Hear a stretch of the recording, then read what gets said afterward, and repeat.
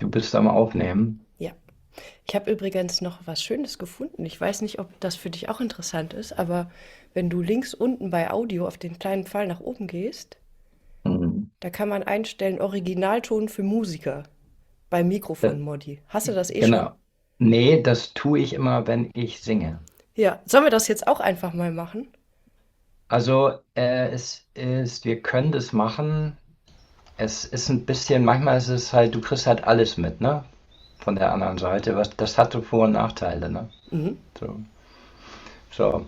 Jetzt wollen wir schauen, was ist mal eben gucken, wie sehe ich überhaupt aus? Toll. Okay. Na, Sicher. also, ja Mensch. So, jetzt, hm. Hallo! Hallo, Ich hallo bin so froh, Nina. dass du so spontan warst heute. Voll gut.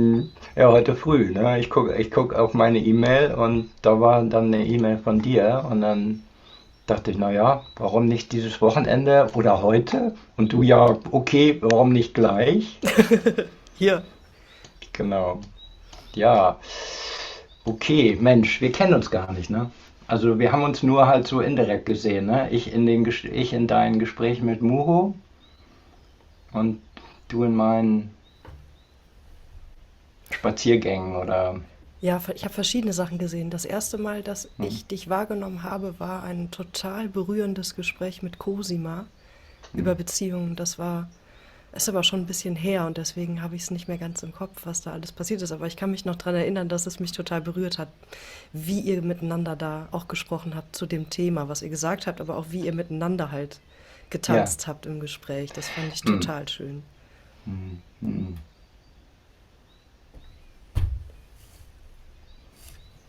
Ja, ja, genau, das kann ich mich auch noch gut dran erinnern. So. Ja, da ist irgendetwas, was funktioniert, ne, im Kontakt. Voll. Und ja, genau, voll. Aber also wirklich cool. Ja, Auch ja, bei eurem letzten hm, Gespräch war ich total geflasht. Also einfach also ähm, das sind ja, es gibt ja manchmal so Konstellationen, wo man das Gefühl hat, die sind so schön und das ist so schön, da will man fast gar nichts zu sagen, außer dass einen das berührt oder dass man das toll findet. Aber hm, irgendwie, ihr erschafft zusammen so eine total abgefahrene Form von Intimität im hm, Gespräch, die halt irgendwie so alle möglichen ähm, Harmonien hat oder Akkorde hat. Also wo so verschiedene Sachen dabei sind. Einmal auch so eine konfrontative Sache natürlich, die man sich, hm, oder die euch traut miteinander anzugehen und gleichzeitig aber auch so eine krasse Weichheit, also die sich so, wo sich das so wechselt. Das war für mich echt, das war wie ein total schönes Konzert. hm. So, aber auch, ich habe vorhin noch in so ein Gespräch von Muhe und dir reingehört, wo ihr zwischendurch die Rollen wechselt. Ah, Das genau. habt ihr, Hm. glaube ich, irgendwie von ihm und Dirk, das habe ich nicht gesehen, aber ich habe euch gesehen. Ich habe mich so kaputt gelacht. Ich habe mich echt scheckig gelacht. Es ist einfach total schön, wie ihr euch so natürlich auch parodiert, aber wie ihr so Eigenarten auffangt und das trotzdem halt Hm. liebevoll ist. Das ist halt Ja. interessant, wenn sich Menschen trauen, in der Verbindung an diese Stellen zu gehen. Das ist immer Hm. auch ein Zeichen, finde ich, dass da ja etwas hat man jemand, den ich auch sehr schätze, mal so ausgedrückt, ein starkes Band, an dem man zerren kann oder an dem man ziehen kann. Ja, Sowas gibt es ja manchmal. ja. Hm. Ja, interessant, das von außen, also wenn du jetzt darüber sprichst, das von außen nochmal so zu hören, ne, wie das wirkt und weil ich würde es von innen auch so ausdrücken, ne, dass da ist irgendwas, also sowohl bei Cosima oder auch bei Muho, das sind ja ganz unterschiedliche Menschen und auch unterschiedliche Verbindungen, die da sind zwischen uns, dass da etwas ist, was mich eigentlich total rührt, immer wieder, ja, und genau, ja, und das, Ich habe gerade, also das ist so vielleicht ein bisschen invasiv direkt, aber ich habe das Gefühl, dass ich dir das zumuten kann. Also es ist natürlich auch nur, ähm, was man so aufschnappt, wo man sagt, okay, also das geht vielleicht oder das kann man mal probieren. Ich habe gerade gedacht, als du das gesagt hast, dass dich was an zum Beispiel diesen beiden Menschen, über die wir jetzt auch sprachen oder zu denen wir sprachen, ähm, was dich so rührt oder berührt. Oder rührt, hast du gesagt. ja, Da habe ich sofort diesen Gedanken gehabt, ja, vielleicht ist es, also das ist es wahrscheinlich, aber es ist vielleicht auch ein Teil, den du von dir darin siehst. Also, dass man auch, um vielleicht auch direkt ein bisschen in dieses Thema reinzurutschen, wo wir ja eh schon mittendrin jetzt sind, aber ähm, also das Liebevolle sich auf Menschen richten, wenn man das bei sich feststellt, ist man ja auch von sich selbst berührt. Also es erlaubt, hm, ähm, dass der liebevolle Blick halt nicht nur äh, eindimensional oder in eine Richtung verläuft, also wie ein Pfeil halt in eine Richtung geschossen wird, sondern wie, als würde er auf das dazwischen, irgendetwas dazwischen treffen, diese Membran, die halt immer zwischen Individuen auch da ist, wo es ja immer um die Frage geht, wie durchkreuzen wir das oder wie kommen wir daran vorbei oder wie hm, können wir damit arbeiten, aber dass es auch zurückreflektiert und dass man beide Richtungen feststellt, halt diese Kräfte, die in alle oder auch in mehrere Richtungen verlaufen können. Ich glaube, das ist so ein krasser Punkt, wo man als Mensch, der ja auch kaputt ist und wo das Licht gebrochen ist im Grunde, ähm, auch dann plötzlich feststellt, dass da Liebe ist. Und dass das ja, nicht nur so eine ungreifbare, diffuse, unsichtbare Kraft ist, sondern dass die wirklich spürbar ist und greifbar wird. In ja, diesem Getroffensein. ja. Ja, es ist gut. Genau, es ist gut ausgedrückt. Genau, es ist Liebe da. Ähm, genau, das ist genau wie du sagst. Ne? Liebe ist gar nichts Abstraktes oder gar nichts romantisch, also auch, aber nicht romantisch, nicht abstrakt, nicht. Es ist etwas sehr Reales, ne? Ja. Was sehr real da ist und was auch fühlbar ist. Ja? Und natürlich ist es mit manchen Menschen einfacher, das zu fühlen, würde ich sagen. Bei manchen geht einem irgendwie das Herz auf, so automatisch. So bei Cosima zum Beispiel ist mein Eindruck jetzt von meiner Sicht aus, dass wir uns ähnlich sind. Also Mhm. ich sehe ganz viele Ähnlichkeiten. Jetzt optisch nicht so, ne? Obwohl, warte mal eben, jetzt, wo wir hier schon mal sitzen, ne? Optisch, ne? Geil! Jetzt muss ich mal gucken, wie sehe ich jetzt eigentlich aus? Du Ja, siehst besser, ne? fantastisch aus. Ich würde sagen, besser, ne? Aber gut, das kommt ja, hat sie mir ja geschenkt, ne? So, diese Ohren. Cool. Weil, genau. Nee, optisch sehen wir ja nicht so, aber von der inneren, vom Inneren sehe ich viele Ähnlichkeiten, so dass ich sie manchmal wie mich selber eigentlich erlebe. Ja, so. Und genau, und bei Muho würde ich sagen, gibt es auch Dinge, die ähnlich sind, aber es gibt eben auch Dinge, die unterschiedlich sind, wo er irgendwie wirklich wie eine Art Lehrer ist, ähm, wo er bestimmte Dinge verkörpert, wo ich merke, oh, okay, die, die würde ich auch da könnte ich auch etwas mehr von gebrauchen. So, ja, immer wieder. Ja, und dann ist einfach genau die Freude im Zusammensein ist da ganz stark. Irgendwie das Glück, da auch gesehen zu werden, habe ich das Gefühl. Ja. Ja, gesehen zu werden, in der Parodie auch. Gut, das macht mir eh Spaß, ne? Diese spielerische und das kann man mit ihm auch sehr gut machen. Also so, ne? Er kann da auch eine Menge ab, quasi an Quatsch sozusagen. Ne? Und genau. Hm. Ja. Hm. Ja genau, du hattest ja gesagt zum Thema Beziehung, ne? Ja, voll. Hab Dass wir ich. was machen zum Thema Beziehung, da sind wir jetzt ja schon irgendwie drinne. Ja. Und was ist was ist sozusagen dein Hintergrund oder was war da, du hast ja gesagt, du hast irgendwie ein Video gesehen von mir, irgendein Waldspaziergang.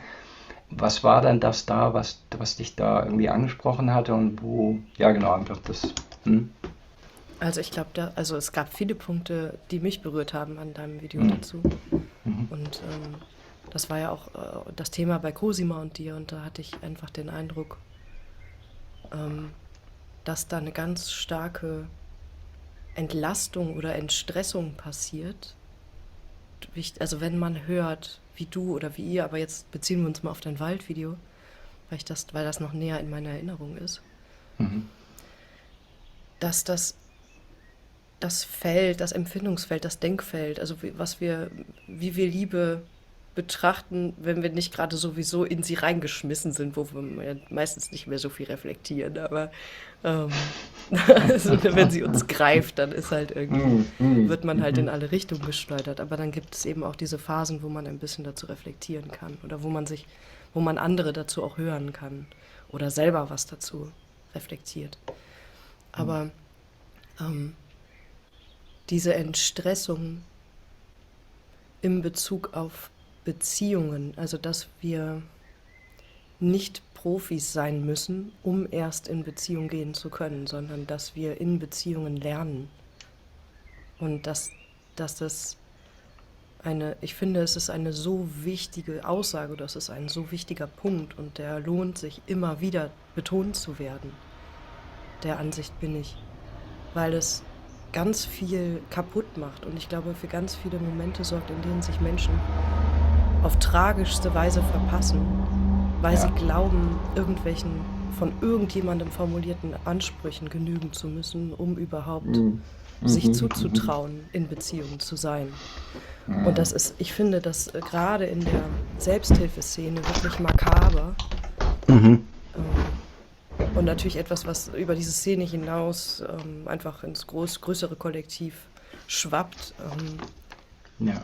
wie extrem wie sich da die Schlinge unserer Liebesbilder zugezogen hat und die Leute echt angespannt sind. Und das ist etwas, was ich in meinem Leben merke, was mir auffällt, was ich bemerke, was ich eine Zeit lang auch mit mir selber mal festgestellt habe, wo ich irgendwie relativ enthusiastisch darin war, zu glauben, ich könnte den Code knacken und dann irgendwie, ich habe das mal so genannt, gut informierte Liebe, dass man halt irgendwie um die Dinge weiß und dann die Sachen alle richtig macht. Und ich bin im Nachhinein Ja. sehr dankbar, dass Ja. dann natürlich auch viele Dinge passiert sind und immer passieren, wo man wieder auf die Ebene gestupst wird, von der aus man Liebe tatsächlich erleben kann. Und das ist die, auf der wir uns Fehler gestatten oder wo in Frage steht, was das überhaupt ist, ein Fehler in dieser Hinsicht.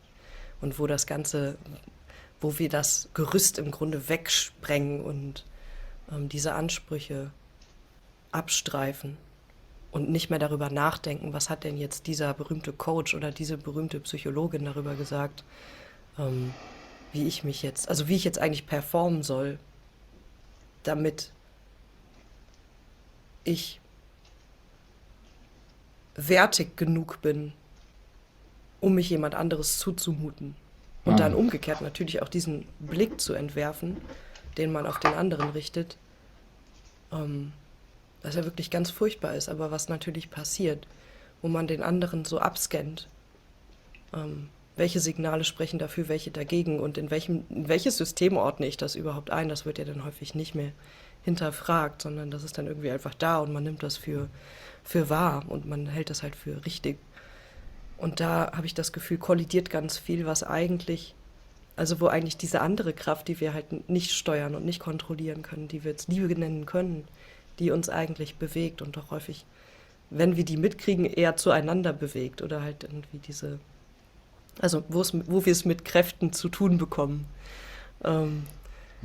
Das ist so traurig für mich zu sehen, da will sich eigentlich was aufeinander richten, aber es wird gestört durch diese Kontrollillusion und durch dieses Gefühl, grundsätzlich ja nicht gut genug zu sein oder zu kaputt zu sein oder zu zerstört zu sein und noch das nicht gelernt zu haben und dieses Seminar noch nicht besucht zu haben und sich selbst noch nicht genug zu lieben, weil man darauf wartet, wie der Zinnmann in Der Zauberer von Oz endlich ein Herz zu bekommen.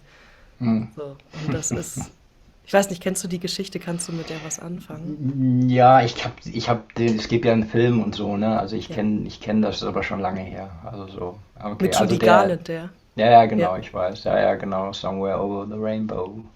Ja, genau. Das sollte man vielleicht dann doch auch hier irgendwann mal singen, ne? Also so. Sollen wir das zusammen mal singen? Ja, Also müssen wir nicht jetzt machen, aber können das wir. können wir zusammen singen. Das können wir ja mal im Anschluss jetzt hier gleich mal Proben. aufnehmen. Ja. Das können wir mal proben. Und dann, genau, das wäre dann eine Premiere, weil bisher habe ich immer nur alleine gesungen mit mir selbst. Und genau, ja, das machen wir. Sehr gut. Okay. Das Jetzt bin ich schon aufgeregt. Genau, okay, dann lassen wir es mal los, ne? Lass mir das mal los. Ja, oh, okay. Aha, okay. Also ich mache immer Machst du meine dir wieder nur, Notizen? ja, so ich schreibe so Worte auf und also bisher habe ich Ansprüche richtig machen, Wert, Aufregung, sich zeigen. Ne? Also gerade jetzt zum Schluss, ne? Jetzt wo du sagst, du bist schon aufgeregt, und dann gleich, ne? Ja, okay. Ja, genau. Könntest du eine Frage formulieren? Also so, wenn du eine Frage formulieren könntest zu diesem Thema, an mich zum Beispiel, also Hm. so, kannst du eine Frage formulieren aus den Dingen, die du jetzt gesagt hast? Ja, Okay, ja. cool. Also als du gerade losgelegt hast mit deiner Frage, ich dachte, oh Gott, schnell irgendwie Mm, was aus mm, der Nase ziehen. Aber doch, mir fällt eine ein und das ist eine Frage, bei der ich manchmal das Gefühl habe, sie beschäftigt die meisten, also mich auf jeden Fall, aber auch vielleicht mehr Leute, mehr als wir zugeben wollen. ja. Weil wir immer so ein bisschen davon ausgehen, ja, Liebe gibt's halt, das ist eins der Felder, in denen man sich halt optimieren kann und dass man zur Erfüllung eines erfolgreichen Menschenlebens braucht und all diese Scheiße. Mm, Aber ja. mich interessiert, wie du das sehen würdest. Mm, Was uns, gerade auch gerade auch in der Verknüpfung mit diesen manchmal spirituellen Ablehnungsfloskeln, also wo man sagt, ja, keine Anhaftung, und dann denkt jemand, ja, keine Romantik, auf keinen Fall, so geh weg. So. mm, Ähm, aber was uns trotz all dieser auch manchmal zähen oder manchmal auch neuen Tabus in Bezug auf Beziehungen, Liebesbeziehungen, jetzt auch wirklich mal das. Natürlich gibt es ganz viele Äußerungsformen von Liebe oder Formen, wie wir die leben und gestalten, oder wie wir die feiern. Aber ich meine jetzt mal wirklich das, was die Gemüter nach wie vor besonders erregt. Die Liebesbeziehung. ja. Oder die Liebesbeziehungen.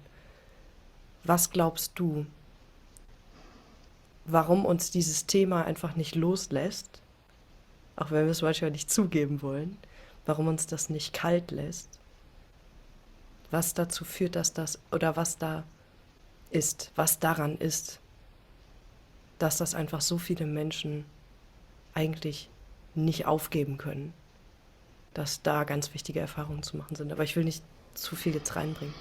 Mm. Nee, also ich würde sagen, dass die Frage an sich ist es schon fast. Ne? Also das ist die wichtigste Frage in Bezug auf dieses Thema. Ja, warum? Warum ist es ja, warum ist das Thema überhaupt für Menschen? Ja.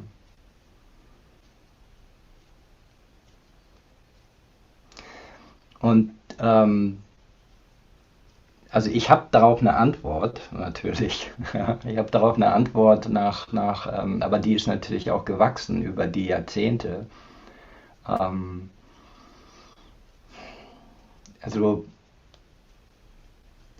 ich würde sagen, weil sich in diesem Impuls hin zu einer intimen Beziehung spiegelt sich eine tiefere Sehnsucht.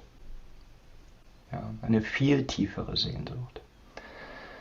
Und sowohl eine authentische Sehnsucht nach etwas Echtem und Realem, als auch eine Hinwendung zu einer Täuschung, ja, oder hin zu etwas, was nicht echt ist. Ja. Das wäre so eine High-Level-Antwort. Ja. Also der Impuls ist ein absolut authentischer und wertvoller und tiefgehender. Und da hinein, würde ich sagen, kommt ja so ungefähr mal alles in uns, was dagegen spricht. Ja, also ich glaube, Beziehung oder Liebe ist wie der größte Traum und die größte Illusion, der größte Wunsch, den wir haben, als auch die größte Enttäuschung, Da steht irgendwie am meisten auf dem Spiel. Und so verhalten wir uns ja auch. Ja? Also wir sind nicht frei, wir sind nicht entspannt. Ja? Also selbst die, die so tun, also die etwas distanzierteren unter uns, die vielleicht so tun, als wären sie unabhängiger, das ist natürlich auch nur die äußerste Schicht. Ja. Darunter sind alle absolut unsicher und unbeholfen und ähm, haben das Gefühl, eigentlich es geht um Leben und Tod. Ja. Und dann gibt es da drüber irgendwelche halt oberflächlicheren Abwehrschichten, die das dann eventuell lächerlich machen. Nein, wieso, es geht doch gar nicht. Ne? Wieso? Ja. Ähm, Da ist eine Romantik und so. Aber ich glaube, so wie ich das, wenn ich so, weil ich habe ja viele, viele Menschen getroffen in meinem Leben, auch sehr eng, ja, bedingt durch meinen Weg, habe ich das Glück gehabt, viele Menschen sehr intim zu treffen, so. Und deswegen weiß ich, dass das in 100% aller Menschen das größte Thema ist, ja. Entweder aus der Perspektive von, ich bin ständig auf der Suche danach oder ich habe damit abgeschlossen, ne? Oder ich habe damit Probleme. Ich würde gerne, aber geht nicht. Und ich weiß eigentlich nicht, was zur Hölle ist eigentlich los. Ja, so. Hm.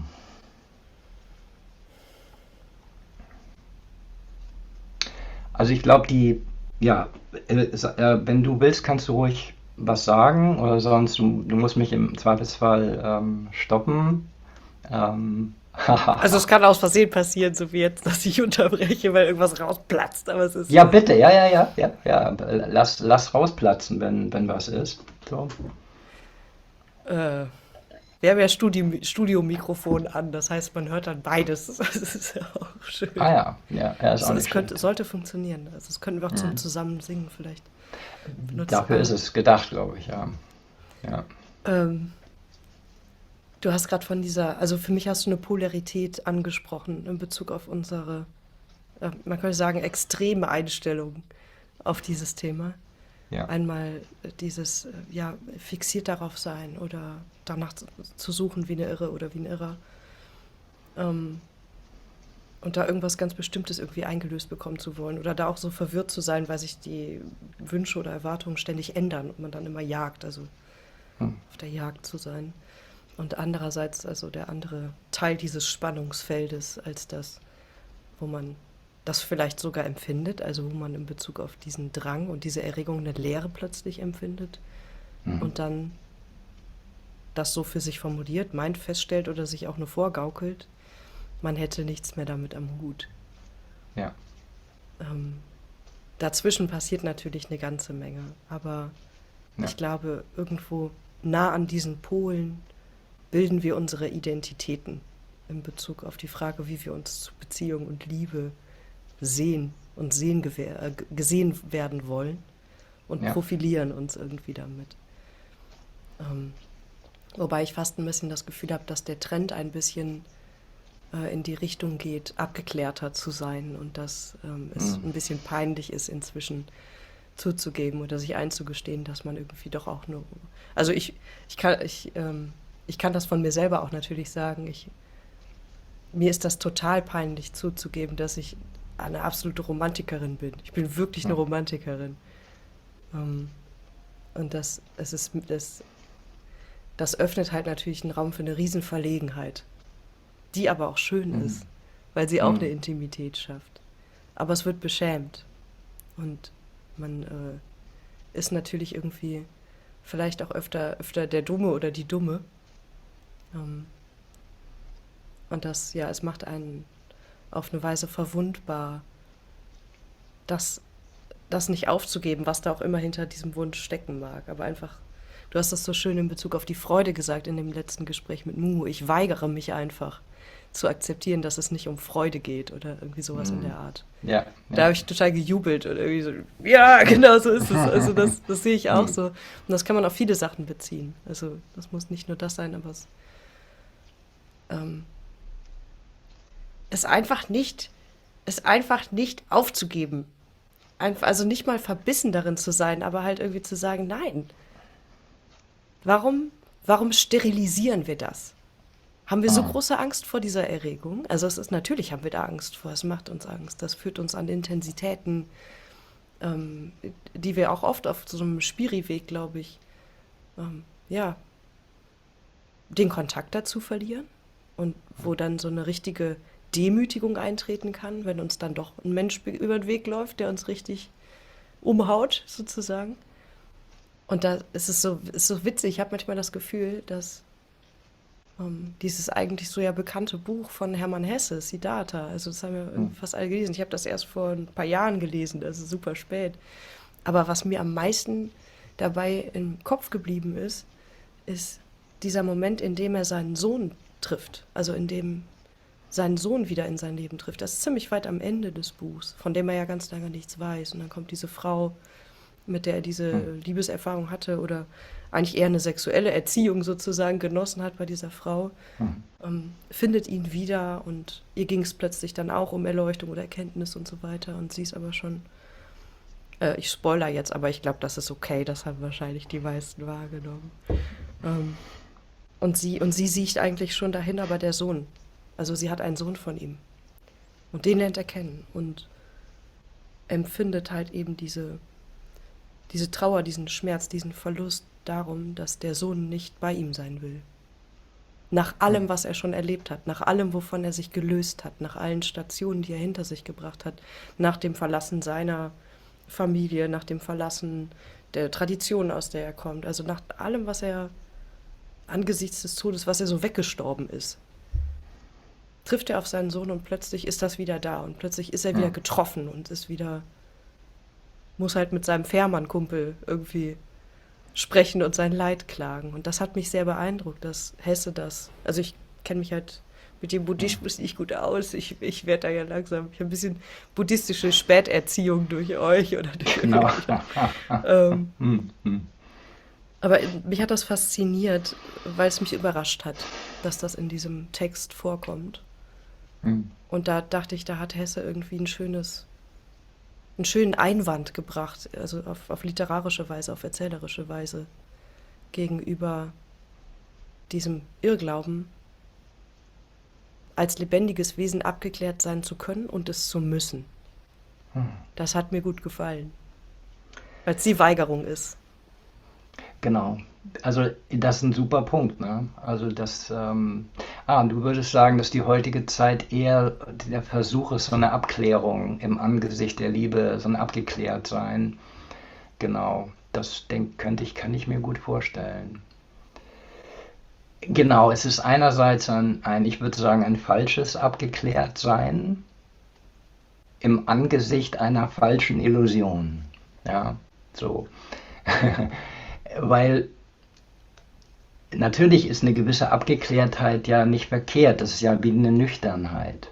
Eine Nüchternheit im Angesicht, es ist eine Illusion. Aber diese Nüchternheit ist oft falsch, weil sie leugnet die eigene Sehnsucht, die da ist, die weiter da ist, ja, die genau dahin geht. Und ich würde sagen, dass es hier eigentlich für mich sind es nur zwei Themen, die eigentlich entscheidend sind, nämlich die Verschmelzung und die Autonomie. Hm. Unser Wunsch nach Verschmelzung und unser Wunsch nach Autonomie. Das ist schon wahrscheinlich die Lösung, oder es ist nicht die Lösung, es ist erstmal die Diagnose von ganz, ganz vielen Schwierigkeiten, die wir haben. Aber es geht noch ein bisschen tiefer, weil der Wunsch nach Verschmelzung, wo kommt der her? Ja. Und, und ich sehe darin schon die Signatur oder ich sehe da schon die Ähnlichkeiten zu dem, was wir ganz früh erlebt haben. Ja. Da kommt man nicht drum rum. Das ist irgendwie auch teilweise unangenehm, sich das einzugestehen. Ich habe darüber jetzt vor kurzem ein paar Videos gemacht.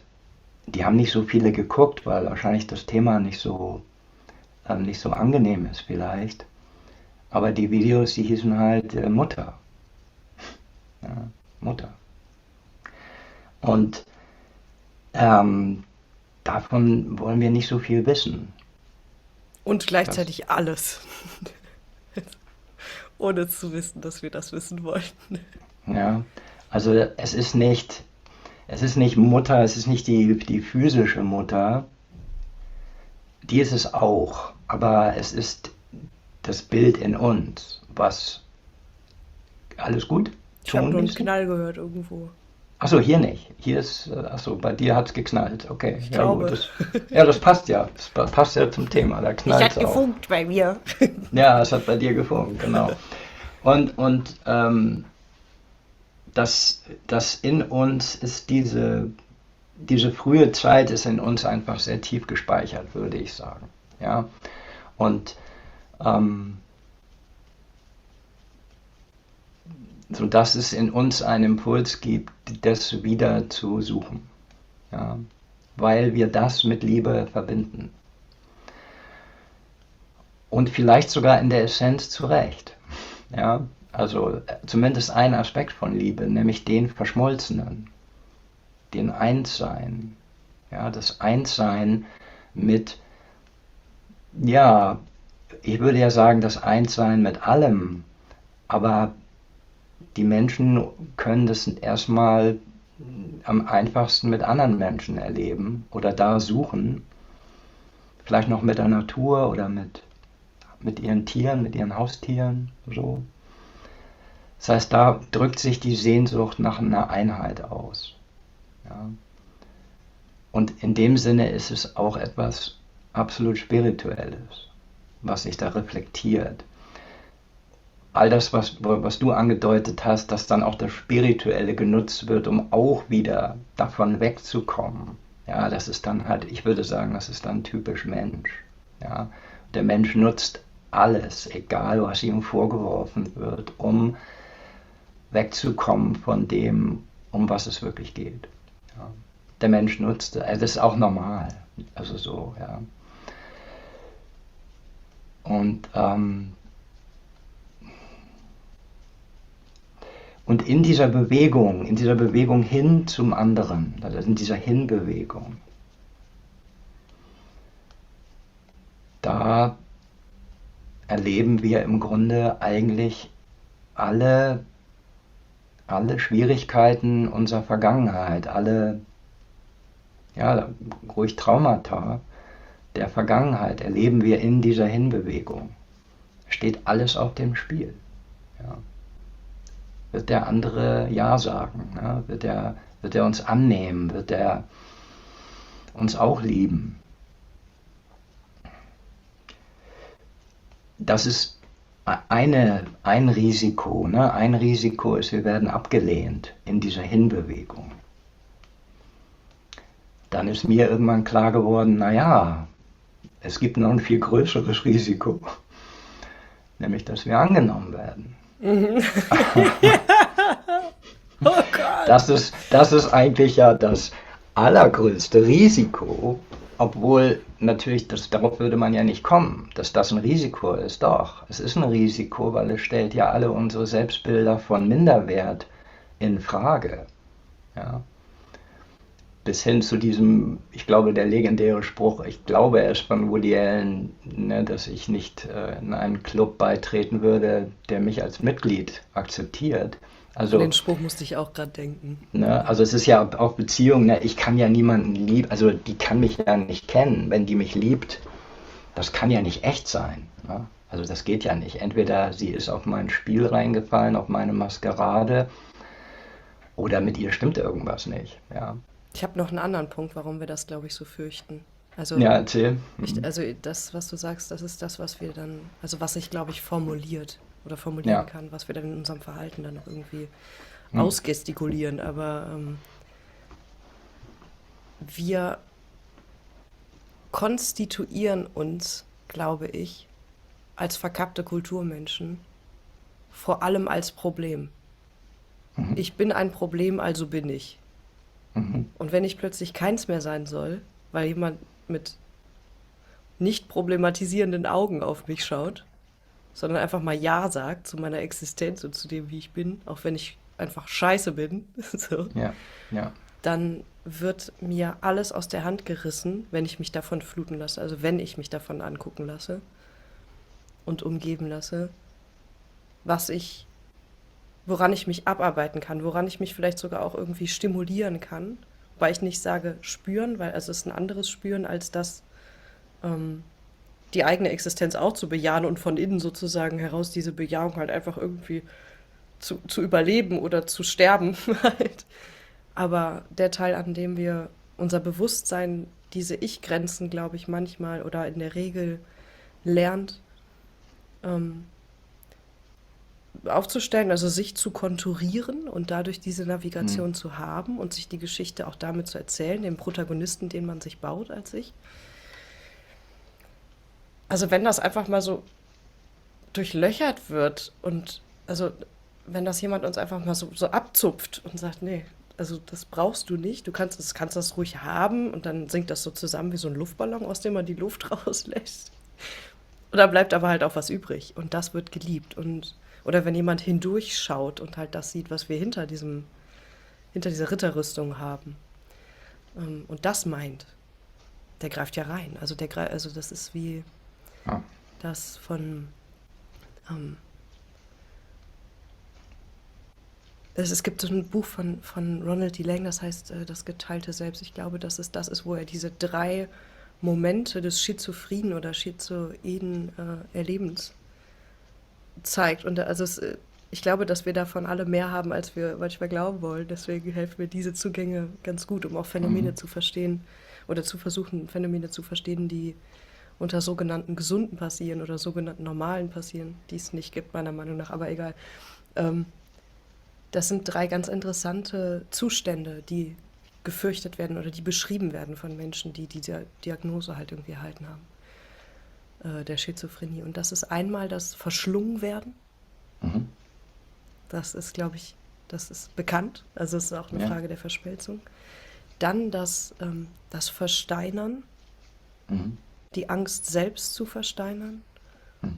also Petrifikation, oder die Angst, andere zu versteinern durch halt das eigene, also durch irgendwie diese Kräfte, vor denen man so Angst hat. Ähm, und das dritte ist, wie heißt denn das Wort? Jetzt habe ich das Wort für das Entscheidende vergessen, ist aber vielleicht nicht so schlimm. Es geht um ähm, das, was passiert, wenn du ein Vakuum hast Mhm. und in dieses Vakuum tritt Gas ein. Dann geht das Vakuum kaputt oder dann geht die Form kaputt, also das ist eine Implosion. Die Ja. Implosion. Das sind die 3 Sachen, die gefürchtet werden. Und er Ja. beschreibt eben sehr viel wie eigentlich die Liebe des Schizophrenen eine, eine ganz besondere ist. So hab ich es zumindest für mich interpretiert, weil es die ist, die sagt, eine besondere Äußerungsform, die sagt, ich kann nicht lieben, oder des Schizoiden, das ist so ein bisschen, was die Worte betrifft, da so ein bisschen anders, als wir das heute kennen, so aus den Manualen. Aber die Liebe besteht darin, dass diese Menschen versuchen, andere vor sich zu schützen, weil sie eben annehmen, diese zerstörerischen Kräfte automatisch, wenn das in ihnen aufgeht, auf die Menschen, die sie so sehr lieben, dass sie lieber erhalten und in Ruhe lassen wollen, Mhm. als, ja, es wird auch oft beschrieben, dass die Leute glauben, eine Atombombe in sich zu tragen. Und ich fand diese Formulierung zum Beispiel auch extrem berührend, weil ich auch das kenne. Ich kenne das als Erleben, dieses, wenn das hier aufgeht, auch mit all meinen unterdrückten Wünschen, ähm, die nicht da sein durften, die noch nie jemand Ja. ausgehalten hat oder wo man davon ausgeht, dass das nicht gehen kann, Ja. dass man sich mit dieser Wucht nicht zumuten kann, dass man dann in dieser verdrehten, aber auch irgendwie sehr rührenden Form von, finde ich, Liebe, die wirklich sagt, ich muss eine Gefahr sein, ich will dich erhalten, ich will, dass du bist, aber ich halte mich zurück. Ähm, Mhm. Ist etwas, was der andere vielleicht manchmal nicht versteht, aber was man, wenn man das erlebt, natürlich auch anders verstehen kann. Und da ist dieses Verpassen darin ist auch etwas extrem Berührendes oder kann es sein. Und es kann auch etwas sein, was uns noch auf ein anderes Moment hinweist, was dann manchen Leuten wieder abgeht, Also was manche Leute dann vielleicht ein bisschen vermissen lassen, aber was ich auch wichtig finde. Ich habe es jetzt von den Extremen her erzählt, aber ich denke gerne Ja. von den Extremen her, ähm, Hm. weil sie was sichtbar machen, was wir, glaube ich, oft vergessen. Äh, Und sag mal, ja, wen möchtest du dann oder wer soll erhalten bleiben? der andere, den ich liebe. Also oder den ich mich nicht Als traue zu was? lieben. Als was soll er erhalten bleiben? Als Intaktes, glaube ich. Ich glaube, das ist der Punkt. Es Hm. darf nicht versteinern, es darf nicht implodieren und es darf nicht Hm. von mir verschlungen werden. Und ich will auch nicht vom anderen verschlungen werden. Also da ist die Autonomie wird ja Genau, gefürchtet, dass man die nicht hat. genau. Aber ich würde da noch was anderes unterstellen, weil ich finde das ist natürlich super wichtig, glaube ich, was du sagst. Ich will den anderen intakt. Dürfte ich sagen, ich möchte ihn als intakten Erwachsenen erhalten. Das kann auch sein. Für mich als bedürftigen, nicht intakten Menschen. Hm. Weil ich glaube, das ist das Entscheidende. Ich will ihn nicht verlieren als Elternteil. Als Orientierungsfigur auch, ne? Oder als Gott. Genau. Das ist der nächste Schritt. Ne? Also Elternteil ist Orientierung, Nahrung und am Ende das Göttliche, Gott. Und das, glaube ich, kennen wir sehr gut aus der frühen Zeit, wenn die Kinder, das kriegen wir ja auch mit, ne? Also wenn du von außen Kinder und Erwachsene siehst, wo ganz klar ist, der Erwachsene ist selber sehr bedürftig. Ja? Ja. Und das Kind dann relativ früh anfängt, dass dann Rollentausch stattfindet. Das Kind beginnt, den Erwachsenen zu regulieren. Ja? Weil Kinder ja natürlich unglaublich gut da drin sind. Und eigentlich möchte das Kind ja seine Mutter und seinen Vater erhalten als Mutter und Vater. Ja? Und deswegen fangen die Kinder an, ja, dann plötzlich sich selber zu manipulieren und nicht mehr Kind sein, weil ja, sie fangen dann an aufzuheitern, sie fangen an, ja, im Grunde erwachsener zu werden als die Erwachsenen. Ja. Und weil sie intuitiv mitkriegen, die Erwachsenen sind gar nicht mehr da. Der ist schon abgeraucht. Mein Vater, meine Mutter ist bereits abgeraucht und ist vermutlich jünger als ich gerade. Längst versteinert, längst verschlingend und längst implodierend. Versteinert, genau, implodiert, verschlungen, auch von mir. Weißt du, diese Angst, ich bin zu viel für den anderen. Ja, das ist die Angst des Kindes, das auch die Rückmeldung bekommen hat, ja, du bist viel zu viel. Ja, du weinst andauernd oder keine Ahnung, was man ja manchmal so hört, was Eltern zu ihren Kindern gesagt haben, die Botschaften, die sie bekommen haben, das sind manchmal nur so einzelne Sätze, die noch nach Jahrzehnten noch immer da sind. Ja. Also der Satz meiner Mutter, wann immer ich irgendeine Art von aggressiver Regung gezeigt habe, ihr gegenüber, ah, du wirst ja so wie dein Vater. Ne? Der Satz, den weiß ich heute noch. Ja? Und der hat gesessen. Ja? Der hat gesessen. Das heißt, ich war zu viel. So, ja.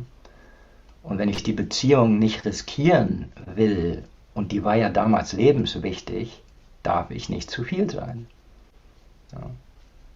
Und das kann ich als ein Prinzip sehen, was dann in meinem Fall mein Leben durchzieht.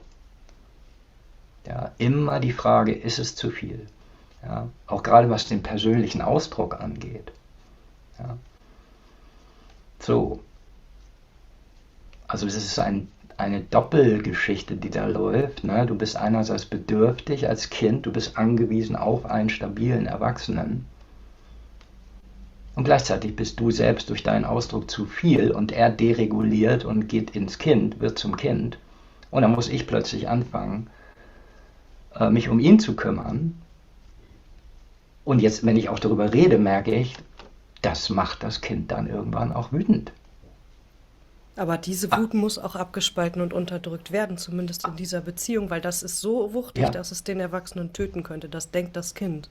Das ist dieser genau, mörderische Hass auf genau. diese Figuren und gleichzeitig auf sich selbst, das ist das, was man noch am wenigsten, glaube ich, oder was schwer wird dann irgendwann nochmal zu durchleben. Der Ja, mörderische Hass, dass man sich selbst verraten hat. genau. Es ist sozusagen einerseits ein mörderischer Hass auf den Erwachsenen. Warum bist du nicht mehr für mich da? Ja, Oder warst ich es nie? brauche, Ja. das kommt dann später, ne? Du warst nie für mich da. Und, und wir kennen diesen Satz aus Beziehungen. Also O-Ton, das ist der O-Ton von früher. Ja? Du Ja. bist nicht für mich da, du verstehst mich nicht. Und darin ist auch so eine Anklage und auch dieser Anspruch, von dem du am Anfang gesprochen hast, die Ansprüche. Ja? Also da vermischt sich alles aus meiner Sicht in diesen Momenten. Aber es kommt aus einem sehr authentischen, aus einem sehr ähm, dramatischen Moment, ja, Ja. wo ich als Kind zu viel war, wo ich den Erwachsenen in eine unlösbare Situation gebracht habe, weil er ist ja noch nicht reif, wenn er Kinder bekommt. Ja, wir sind ja, ich war 30 und war schon relativ spät, aber ich war nirgends, als meine Kinder kamen. Das heißt, meine Kinder bringen mich ständig in das Problem des Verlustes meiner Autonomie. Ich muss also ständig eigentlich irgendwie gegenhalten. Gleichzeitig denke ich, ich darf nicht gegenhalten. Ja, ich muss sie ja lieben und so weiter. Das kriegen die Kinder wiederum mit, dann passen sie sich an und dann haben sie aber auch das Gefühl, der Vater ist gar nicht für mich da. Das werfen sie mir vor, dürfen sie mir aber auch nicht vorwerfen, weil das gefährdet die Beziehung, also muss ich es unterdrücken. Das ist, das ist, glaube ich, das, was da passiert. Und das tragen wir dann später in uns in jede Beziehung, die wir haben. Ja, und je enger die Beziehung wird, desto dramatischer wird es. Und das heißt, dann zeige ich mich auch nicht mehr, also ich zum Beispiel, dann zeige ich mich nicht mehr in meinem Bedürfnis nach Nähe. Ja? Und gleichzeitig ist genau wie du sagst, dass wenn das Bedürfnis erfüllt wird, dann habe ich plötzlich keine Orientierung mehr. Ja, das ist dann, wenn plötzlich die Verschmelzung geschieht, meine Ursehnsucht geschieht, Mutter, Mutter öffnet sich wieder, ja, Der Uterus. Ja. sozusagen. Ja, es ist ja auch eine sehr buchstäbliche Geschichte, eine Öffnung. Und ich weiß gar nicht, was mache ich damit eigentlich. Ja, klar, da kommt der sexuelle Trieb, der, der ist dann so eindeutig, da muss ich auch nicht weiter groß drüber nachdenken. Ähm, und der hilft mir dann drüber weg, aber danach, warst du woanders, hast du woanders hingeguckt, oder? Nee, ich hab dich gehört und in die Ach Luft so. geguckt. Ah, du hast in Luft, genau, also weil, da ist dann quasi die Einladung ist da und eigentlich ist die Einladung schon fast zu viel. Für denjenigen, der Angst hat vor der Verschmelzung, ist, wenn er offene Türen einrennt, das ist eigentlich schon eine krasse Überforderung. Ja? Ja. Nur da hinein kommt in der Regel der sexuelle Impuls und dem ist das eh alles egal. Der sagt, super, aber das endet ja nicht damit. Und danach, wenn dann der sexuelle Impuls durch ist, dann bist du ja immer noch in dieser Verschmelzung. Und dann gibt es ja oft die Situation, dass dann auch krasse Bewegungen anfangen, sich wieder abzugrenzen. Ja. Ja. Wobei Dann ich auch glaube, ja. bloß wieder diese Verschmelzung, bloß wieder zu verlieren und wieder autonom zu werden. Also in diesem Ding zwischen Autonomie und Verschmelzung. Hm. Ja. Wobei ich glaube, dass das, was du. Sorry, du warst noch. Hm. Nee, nee, Was? also ja, nee, erzähl. Das Phänomen, was du gerade beschreibst, dass man sich nach dieser, ja, auf den, also der heiße Draht sozusagen, also die sexuelle Verschmelzung, die Ja, gemeinsame Ekstase, das Gefühl, eins zu sein, also dass die Körper auch irgendwie ihre Grenzen ja, vermischen. Dass dieser Impuls dann häufig kommt, Reißaus nehmen zu wollen, Abstand gewinnen zu wollen. Ja. Das ist natürlich etwas, was dann enttäuschend sein kann für manche Menschen, aber ich glaube, darin liegt etwas sehr Intaktes, etwas Intakteres, als nicht zu spüren, dass es auch also die Bewegung zur Autonomie hin gibt. Dass wir da durch hampelig werden und Trottel durch uns verhalten und den anderen verletzen und das nicht richtig kommunizieren können und halt irgendwie, oh Gott, was war das denn irgendwie? Dass wir Ja. solche Flamencos irgendwie abziehen. Das hat, glaube ich, damit zu tun, dass wir seit Jahrtausenden keinen Umgang mit Grenzen lernen. Also Hm. dass auch dieses darauf bestehen, ne, die eigenen Grenzen zu spüren, zu vermitteln und dass die ähm, bewahrt werden, auch vom anderen bewahrt werden möchten und dass er es nicht nur macht, um dann später was zu kriegen, sondern wirklich, dass sich da was erholt und entspannt an diesen Grenzen. Ja. Da gehöre ich zum Beispiel zu den Menschen, ich habe das nie gelernt, das gab es einfach nicht Es gab in keine meiner Familie. Es Grenzen. gab das, also es ist inexistent, es ist also für mich eine völlig neue Sprache gewesen, die ich dann irgendwann, keine Ahnung, mit Ende 20, mit 30 angefangen habe, mal wirklich zu lernen. Das war wie Altphilologie, keine Ahnung, welche Schriftzeichen oder Grammatik. Also, du meinst jetzt, in deiner Familie gab es keine Grenzen, das heißt, es war ein permanentes übergriffiges oder so ein Ja. verschmolzenes, vermengtes.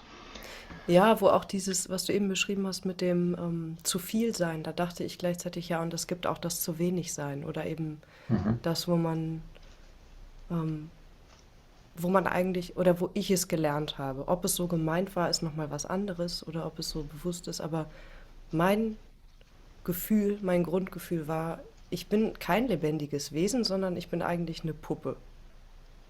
So, also Okay. ich werde rausgeholt und dann, ne, kann ich sehr gut lesen, was abgefordert ist oder was jetzt irgendwie da gebraucht wird. Also da wird man ja, es soll nicht arrogant klingen, weil es aus einem traurigen Grund kommt, also aus einem traurigen Ursprung kommt. Ähm, aber die Menschen, die das so erleben, also diese starke Parentifizierungssituation erleben, also diese Rolleninversion in den Hm. Familien, was ja oft eine ganz lange Geschichte hat in den Klar, Generationen. klar. Aber es gibt dann irgendwann den einen Mensch, der es benennt und halt sagt, okay, ich muss Hm. das irgendwie anders kennenlernen oder Du zurückdrehen. warst eine Puppe für deine Eltern, also so, oder Ja, also du musstest irgendetwas, welche Rolle musstest du spielen oder alle als was? möglichen. Ich glaube, das ist so ein Okay. bisschen das, was Hm. bei mir dafür gesorgt hat, dass ich so ein Ich-Gefühl zum Beispiel eigentlich nie aufgebaut hatte. Das war auch Hm. dann interessant, weil, okay, was heißt das? Also fragt man Ja, sich einfach ganz lange nicht, weil man in diesem Funktionieren auch diese einzige Existenzform findet, ja. und einfach gut wird. Also man wird einfach gut. Man wird gut, wenn man die Ehestreits schlichten soll. Man wird gut, Hm. ähm, wenn man ja, ein Objekt für irgendwelche Vorstellungen ist. Man wird gut als beste Freundin von allen irgendwie, die einen da so akquirieren. Man wird gut als Energielieferant, man wird gut als Aufheiterer. Man wird aber auch gut, Kind zu spielen, damit die Eltern Eltern spielen können. Also soweit, es geht noch weiter. Ja, Man ist für alles gut. Man kann alles machen, alles adaptieren. Man guckt sich überall in der Welt Sachen an, Filme. ja, ja, Also ja. in anderen Familien gucken, wie machen die das? Ah, okay, wie machen die das als Eltern? Okay, wie mache ich das dann Ja, bei ja. meinen Leuten? Und das Hm. ist so krass, das aufzugeben, als Verhalten in Bezug auf die eigene Familie, aus der man kommt. Hm. Und andererseits natürlich als Verhalten, das sich immer einschleichen will, wenn man mit anderen Leuten zu tun hat. Ja, Ne? Und auch mit sich selber natürlich. Also man muss jede Sprache neu lernen. Das ist wirklich wie, okay, hier ist eine ganze Welt. Und diese ganze Welt war für mich immer sehr abstrakt. Das war wie Fernsehen hm. gucken oder so. Ähm, Macht keinen Unterschied, ob ich Fernsehen gucke oder ob ich was erlebe, weil es ist gleich entfernt oder auch gleich intensiv. Ja, Es ist so, ja, ähm, diese Barriere ist ja auch also eine Zone der Diffusion von was ist real, was ist nicht real. Bin ich ein Spielzeug, bin ich ein Mensch, wie France Gall das natürlich auch, wie ich finde, berührenderweise singt, Je suis une poupée de cire, also ich bin eine Puppe aus Wachs. Und so ist es ja okay. auch. Die Leute gucken die an und die hat irgendwie diese tolle Frisur und das ist so eine Süße und alle sind irgendwie verliebt in die und die singt dann auch noch manchmal auf Deutsch. Das ist ja auch ganz charmant, irgendwie diese kleine, zierliche Frau. Und die singt brutalerweise einfach aus dieser Mhm. Situiertheit heraus. Ein Lied, was ich glaube, das hat sie nicht geschrieben, das hat jemand für sie geschrieben. Ähm, also wirklich, das ist so ein Sarkasmus, finde ich, der da auftaucht, ähm, dass sie aus diesem Puppe sein müssen für alle, Mhm. genau davon singt. Und viele kennen den Text nicht oder wissen nicht, was in dem Text vorkommt. Und dieser Ja. Text ist extrem brutal. Der sagt wirklich, also eigentlich ist es selbstkritisch auch noch darüber hinaus. Der Mhm. Text sagt, ich bin diese Puppe aus Wachs und irgendwie die Sonne meiner blonden Haare. Und also die beschreibt auch diese Dinge, für die sie bewundert wird. Oder für die diese Puppe, die sie spielt, oder diese Rolle, die sie annimmt, bewundert wird. Und dann sagt sie gleichzeitig, eines Tages hole ich mir das zurück. Dann Ja. lebe ich das, worüber ich die ganze Zeit singe, wofür ich eigentlich zu jung bin, um das, also sie ist ja auch eigentlich extrem jung gewesen. Ähm, und irgendwann erlebe ich das auch mal, dass das, was als Signatur sich als mein Herz in meine Lieder eingraviert hat, Mon corps est gravé dans mes chansons, ähm, irgendwann lebe ich das. Irgendwann erwacht die Puppe zum Leben. Mhm. Und dann geht's richtig los. Dann war ich richtig Kasala. Und das ist eine Träumerei, aber in dieser Träumerei ist was enthalten. Und da hat sich ein Wunsch verkapselt. Und dadurch natürlich gewinnt so ein Wunsch auch eine immense Kraft. Und das kann Menschen, ich erzähle jetzt halt von mir, es ist auch, ich hatte nicht damit gerechnet, so offen zu sein, wobei ich mir gedacht habe, dass das passieren könnte, wenn wir sprechen. Und ich finde es jetzt schön, auch damit offen Mhm. umzugehen, weil ich glaube, dann Mhm. ähm, können Menschen sich auch in greifbaren Geschichten wiederfinden. Aber es ist auch schön, das einfach mal auszusprechen und auch diese Ja. Wut zu vermitteln, Ja. die einfach eins der größten Verbote ist. Eins der größten Verbote in dieser Funktion ist, Wut zu haben. Weil die Wut die ganze Story sprengt, die sprengt alles. Und das ist krass, diese Vehemenz eigentlich immer zu spüren und einerseits zu wissen, wenn ich das mache, fliegt hier alles in die Luft und andererseits zu wissen, aber wenn ich das einmal irgendwann am richtigen Punkt einsetze, dann habe ich auch irgendwie, dann kann ich Mhm. etwas tun, mit dem ich die ganzen Lügen wegsprengen kann. Das ist so der Größenwahn, der sich so mitentwickelt, der natürlich nicht stimmt, aber dadurch entwickelt sich halt auch ein krasser Lebenswunsch. Also dieses, okay, Ja. irgendwann finde ich heraus, wie es geht und dann defibrilliere ich euch alle. Und dann kann mir keiner entkommen und dann, so wie du halt im Stau zu den Leuten gehst. Ich finde das so cool, weil ich kenne das so gut von mir, diesen Modus. Das ist ja auch so ein Mhm. bisschen manisch, aber es ist auch irgendwie cool, weil man rennt wirklich wie so ein Atom zwischen den Leuten hin und her und sagt so, hier, aufwachen. Ah. So, Mhm. wie bei Michel aus Nönneberger, die kleine Schwester Ida, wo die ganzen Tiere diese vergorenen Früchte essen und im Rausch einschlafen und die Hühner sind Mhm. so schwach, dass sie halt daran Okay. kollabieren. Da liegen die alle tot Mhm. da und die streichelt die irgendwann diese Hühner und geht zu allen und streichelt die wieder wach und dann plötzlich sind die Hühner wieder wach. So ist man dann ja. Also dieses, okay, jetzt machen wir was draus. Und darin liegt halt auch was. Deswegen ist dieses, Ah. ich wurde parentifiziert oder ich war Opfer oder Betroffener einer solchen Dynamik. Es ist so wichtig anzuerkennen, welche Gewalt das war. Auch dahinter Ja. der Horizont, welche Gewalt hinter der Gewalt ist, die man erfahren hat. Also was da noch im Hintergrund passiert ist, ohne zu rationalisieren und sich damit die Trauer zu nehmen, weil die muss immer kommen dürfen. Also die muss man erlauben, die Wut, die Trauer, den Hass Ah. und die Mhm. Selbstbejahung nachzuholen und auch dann Ja. irgendwann sich zu trauen, die Bejahung durch andere vielleicht mal zuzulassen, obwohl es halt tödlich ist.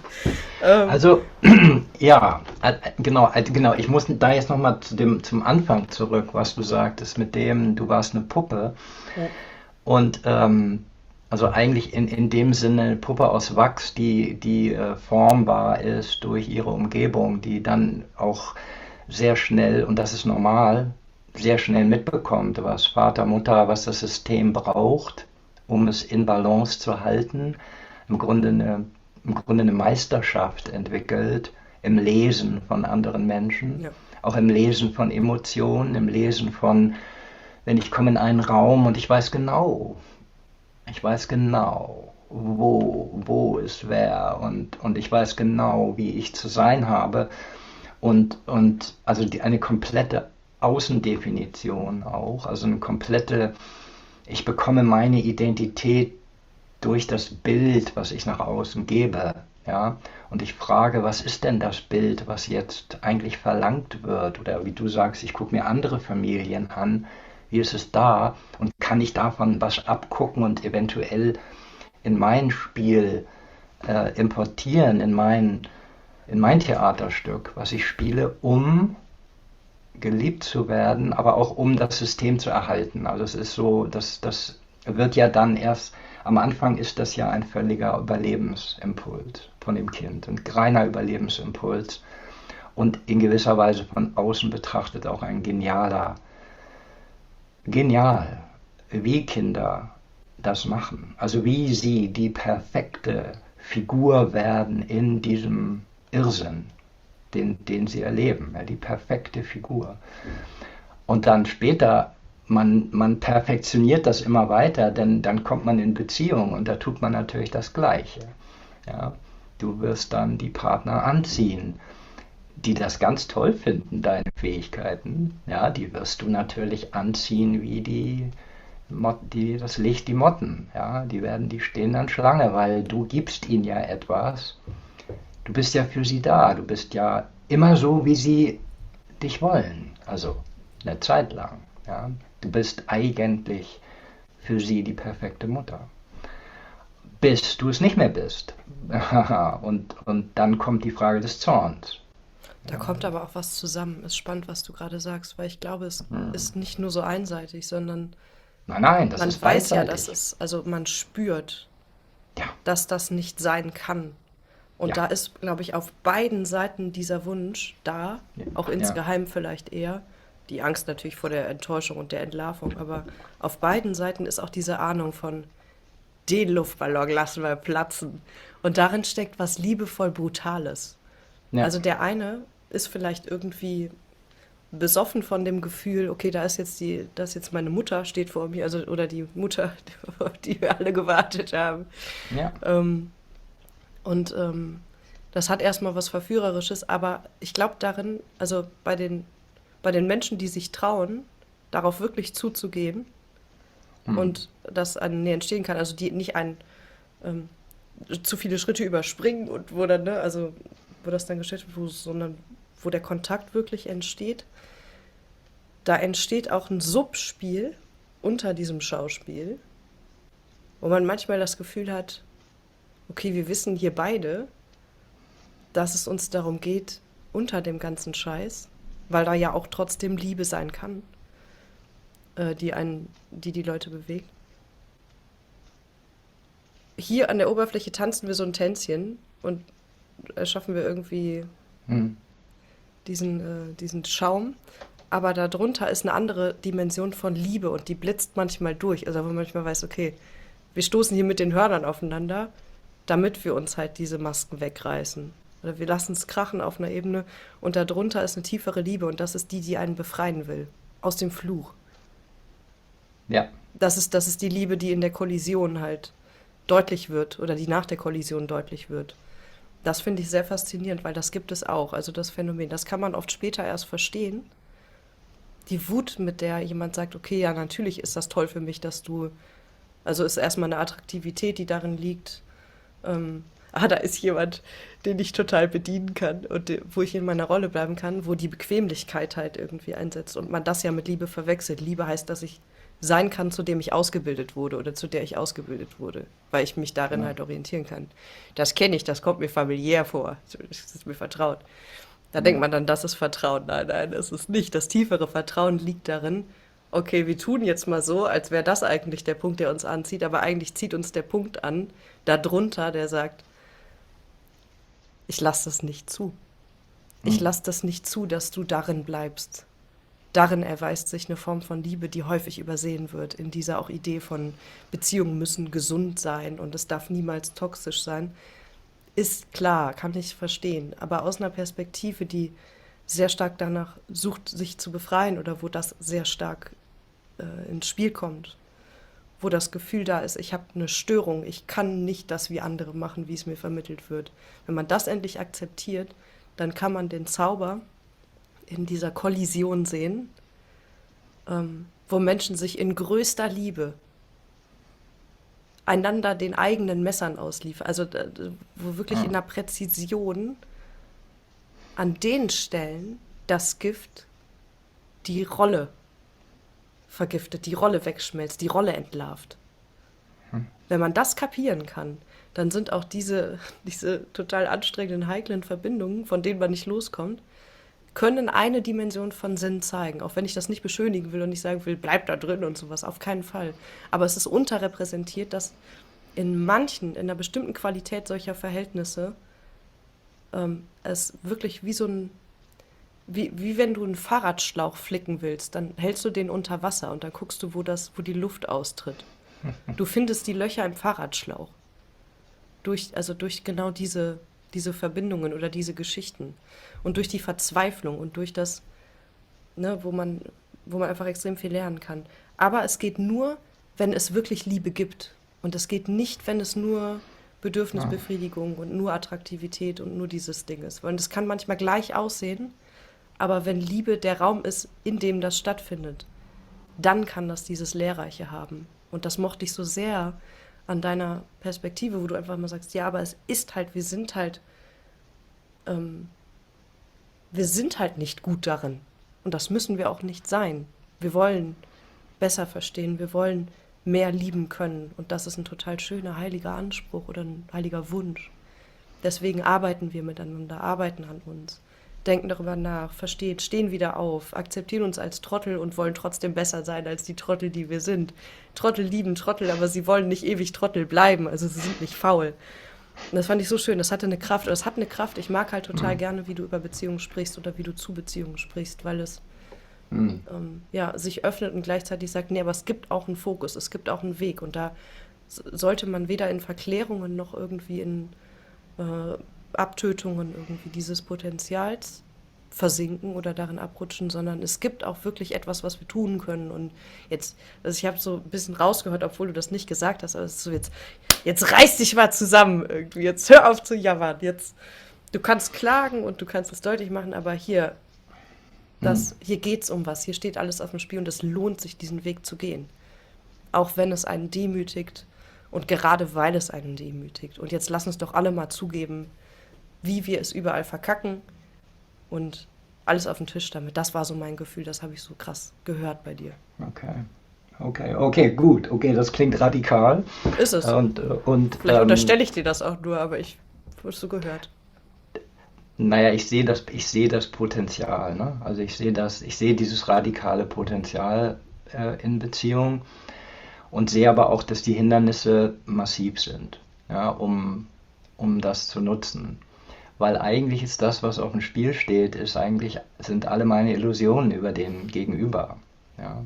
Er soll gefälligst die Mutter sein, er soll der Vater sein, er soll auch der Bruder, die Schwester, die Geliebte, er soll alles. Ja, mein Partner soll alles sein. Und wenn er es nicht ist, dann ist das ein harter Schlag für mich. Das ist ein harter Schlag. Und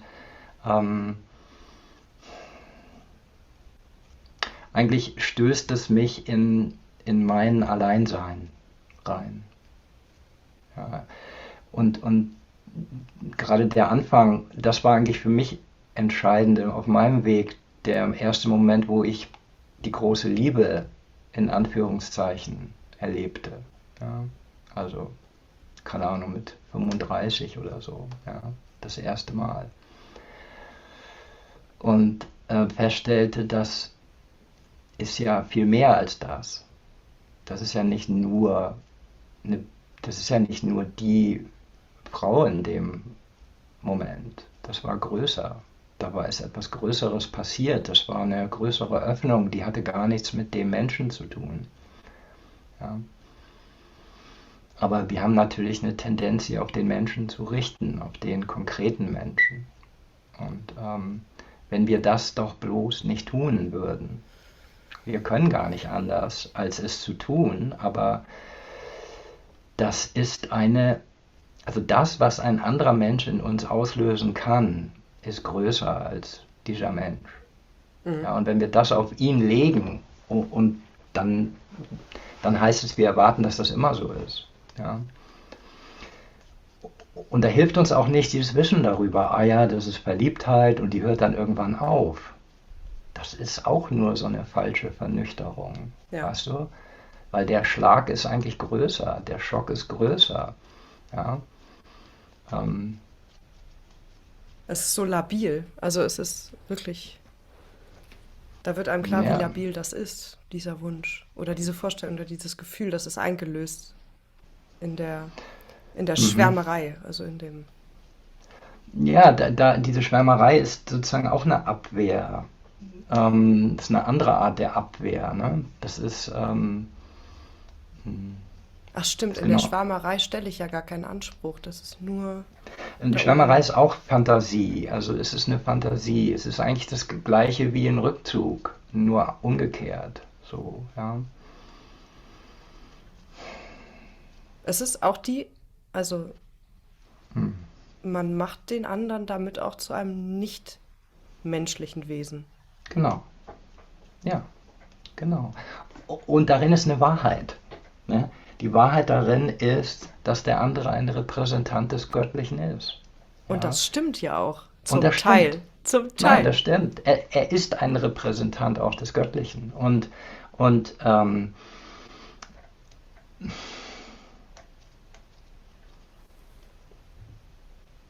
genau.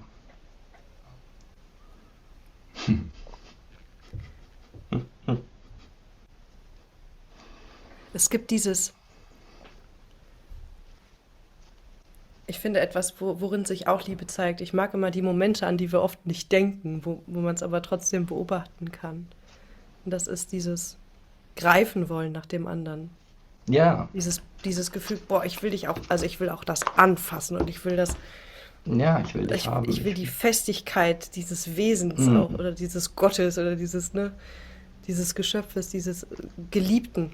Ähm, ja, ich will mich dessen vergewissern. Oder ich will es auch irgendwie herziehen. Also diese ganzen Bewegungen, die man auch bei Kindern natürlich kennt. Und genau, die man bei das will Kindern da, sehen sollte oder die man aushalten sollte. Manche halten, ja, genau. Genau, ich würde da ein Ausrufezeichen dran machen. Ne? ja, An alle die Dinge, die wir entdecken in der Beziehung, wo ganz klar ist, wir sind jetzt gerade ungefähr so 4 bis 6 Jahre alt. Das ist das alles Entscheidende, glaube ich. Ja, das ist auch das Allerschwierigste. Ja, das sind die Momente, wo wir den anderen als den perfekten Liebeslieferant haben wollen. Ja, und ein Anrecht darauf haben. Und wenn wir überlegen, wie wir danach greifen und wie wir enttäuscht sind, wenn wir es nicht kriegen, wie wir wütend werden, wie wir sauer werden, und zwar auf den anderen. Ja, und Und das ist ja nur die eine Seite. Das ist die Seite von dem, der bedürftig ist. Ja? Der bedürftig ist, wird greifen. Der wird, ich will mehr, ich will mehr. Ich bin nicht zufrieden mit dem. Ja, das ist hier viel zu wenig. Wir reden zu, also alles, das ist dann ja oft auch die Rolle, die die Frau oft dann einnimmt in der Beziehung. Ja, es ist, ne, ich brauche mehr von dir. hm, So. Und der Mann ist dann sozusagen in dem, oh Gott, weißt du? Aber was wir nicht sehen in dem Moment ist, dass beide in diesem Kindlichen sind. Das ist das Entscheidende. Ja, die Rollenverteilung ist von außen betrachtet so, der eine oder die eine will mehr, ist also offensichtlich in diesem Greifen und der andere ist in dem Abblocken.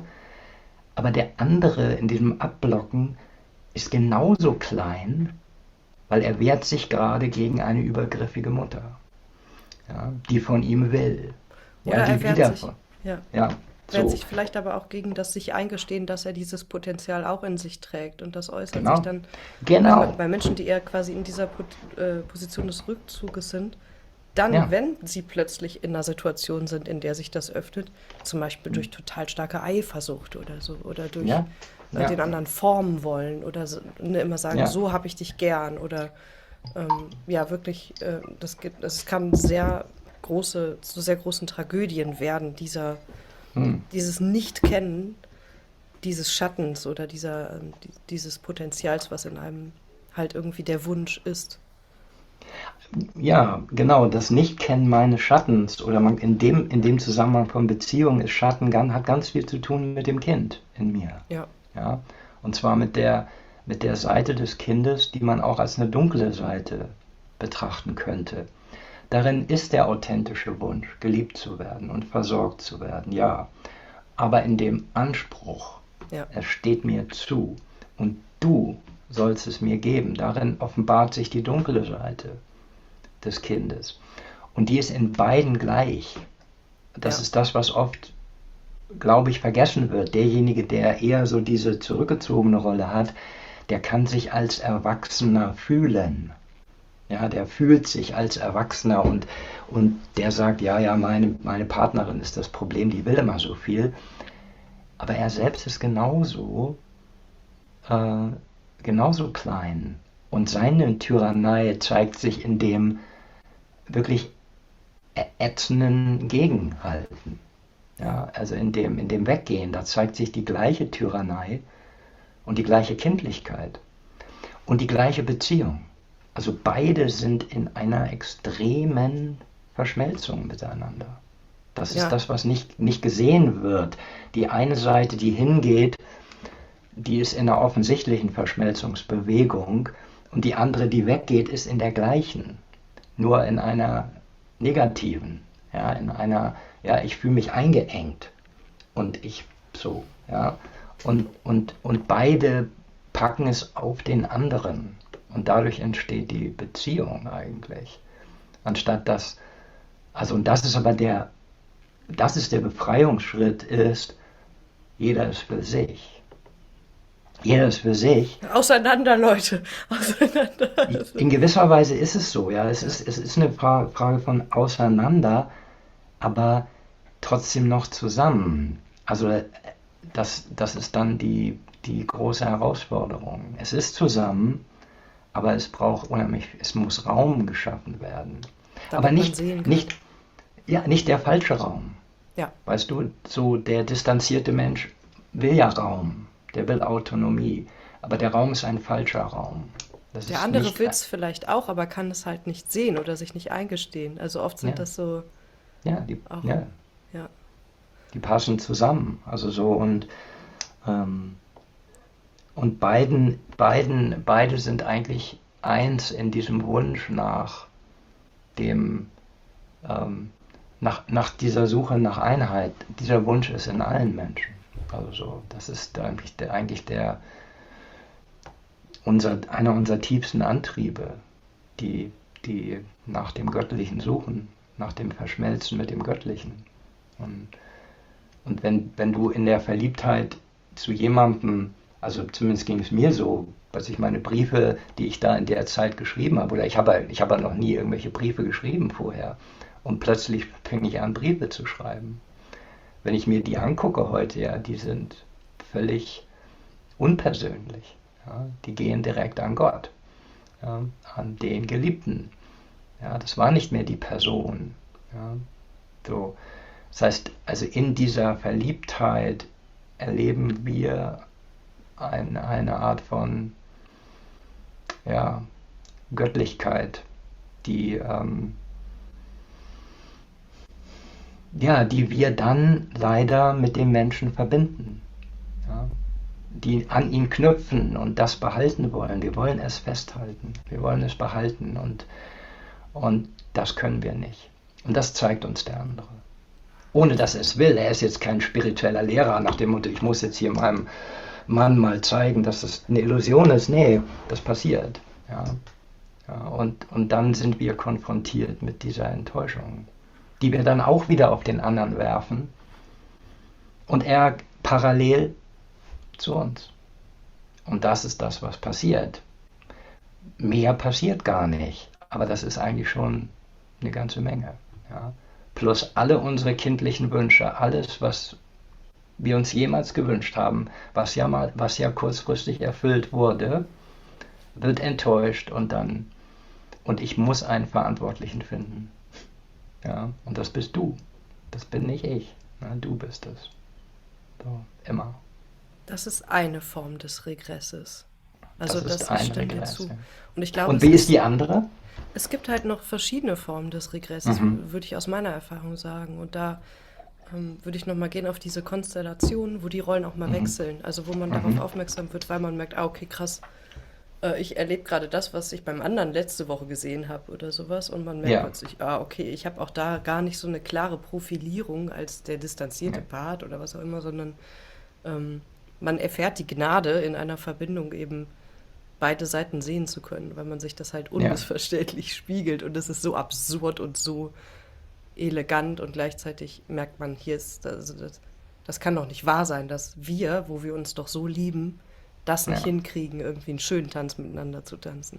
Aber man vergisst dabei eben häufig, weil man das dann irgendwie labelt als eine Irgendwas-Beziehung oder sowas. Ist ja auch, wie gesagt, manchmal wichtig, um rauszukommen, um da halt irgendwie eine ja, Sache auch einschätzen zu können, ob man sich da verhakt. Aber es kann auch etwas sein, womit man sich die Möglichkeit nimmt, bei einem Verhältnis, in dem halt Liebe wirklich auch da ist oder das eigentlich das Fundament ist, auf dem viel passieren kann, auch diese Möglichkeiten da sind, diese anderen Formen des Regresses zu erkennen. Und das kann halt zum Beispiel das parentifizierte Kind sein, das halt entweder sagt, ich muss hier ordentlich funktionieren, ich muss es dem anderen recht machen oder ich ja, muss genau das richtige Maß finden oder ich muss streng sein, diszipliniert sein, ordentlich sein, was auch immer es ist. Oder auch eine Form, die, glaube ich, unterrepräsentiert ist in den Erzählungen, wovon viele Menschen nicht ausgehen, wo sie sagen, das Kind-Ich oder das Infantile, das Regressartige ist halt immer dieses Ich will, wo man sagen könnte, ja, das wäre schön gewesen, wenn es bei manchen Menschen zumindest schon mal diesen Ausdruck bekommen würde. Aber es gibt Menschen, die tun sich wahnsinnig schwer damit, überhaupt einen Zugang zu finden zu dem Wunsch und zu diesem Ich will das mhm. haben. Und die haben dann, also die rutschen in der Situation vielleicht eher unbewusst in diese Position von, ich habe eigentlich gar keine Hände, mit denen ich greifen könnte. Das ist so, also das ist wie konditioniert, sobald da Mhm. etwas in mir auch nur annähernd dieses Potenzial in Bewegung bringt, Ja, weil es in mir geweckt wird, sofort Shutdown in dem Sinne und okay, wie kann ich jetzt sozusagen ungefährlich werden? Wie kann ich meinen Wunsch sofort sterilisieren, ja, damit ich damit nicht in Berührung komme, aber damit eben auch der andere damit nicht in Berührung kommt. Und das wird häufig gelesen als Desinteresse oder als Beziehungsunfähigkeit oder irgendwie Abgekühltheit. Aber oft haben diese Menschen, so habe ich es immer wieder erfahren, ein wahnsinnig krasses, überfordernd pulsierendes Herz, eine unglaubliche Nähefähigkeit, vor der man sich dann eben erschreckt, weil man sich so nicht erlebt hat oder wenn man halt mhm. davon ausgeht, dass das auf jeden Fall überwältigend sein muss. Und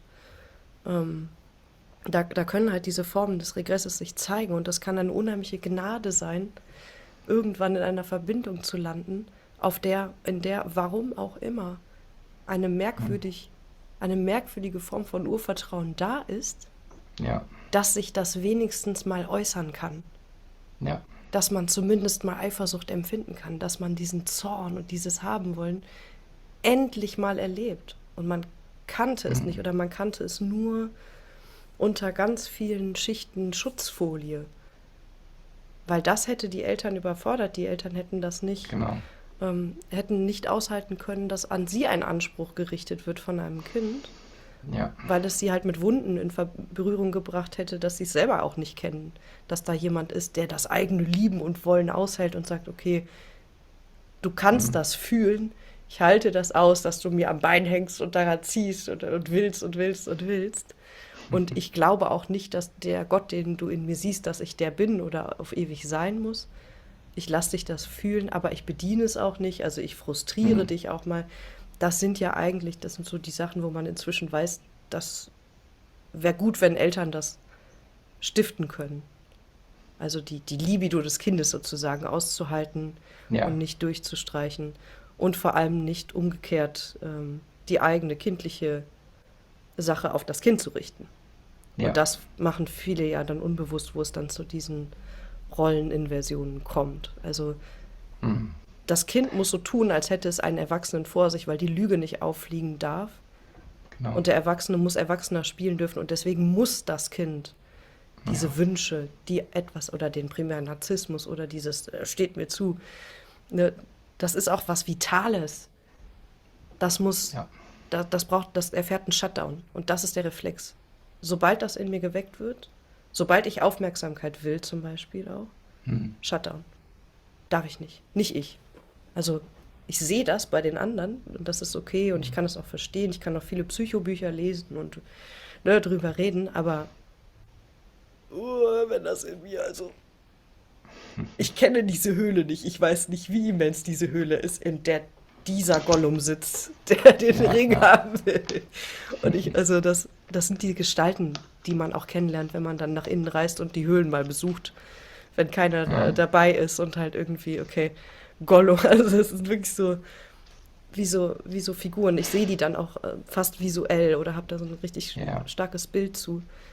Wie so ein kleines Mädchen, dem ich mal begegnet bin, die wirklich total verwahrlost war und wirklich wie so ein Gollum da gehaust hat. Und mit der in Kontakt zu treten und zu sagen, okay, was kann ich jetzt, also der Erwachsene dann nochmal zu versuchen zu sein und sagen, was ist in deiner Sprache möglich? Fast auch wie so eine Kaspar-Hauser-Figur, also ein Wesen, das nie sprechen gelernt hat. Das plötzlich zu sehen in seiner ganzen Verdrecktheit und zu sehen, wie dieses innere Wesen, wie das plötzlich anfängt zu grinsen und seine schöne Seite zu zeigen, die Vitalität und wie das dann, ist ja irgendwie wie so ein verkrumpeltes Wesen.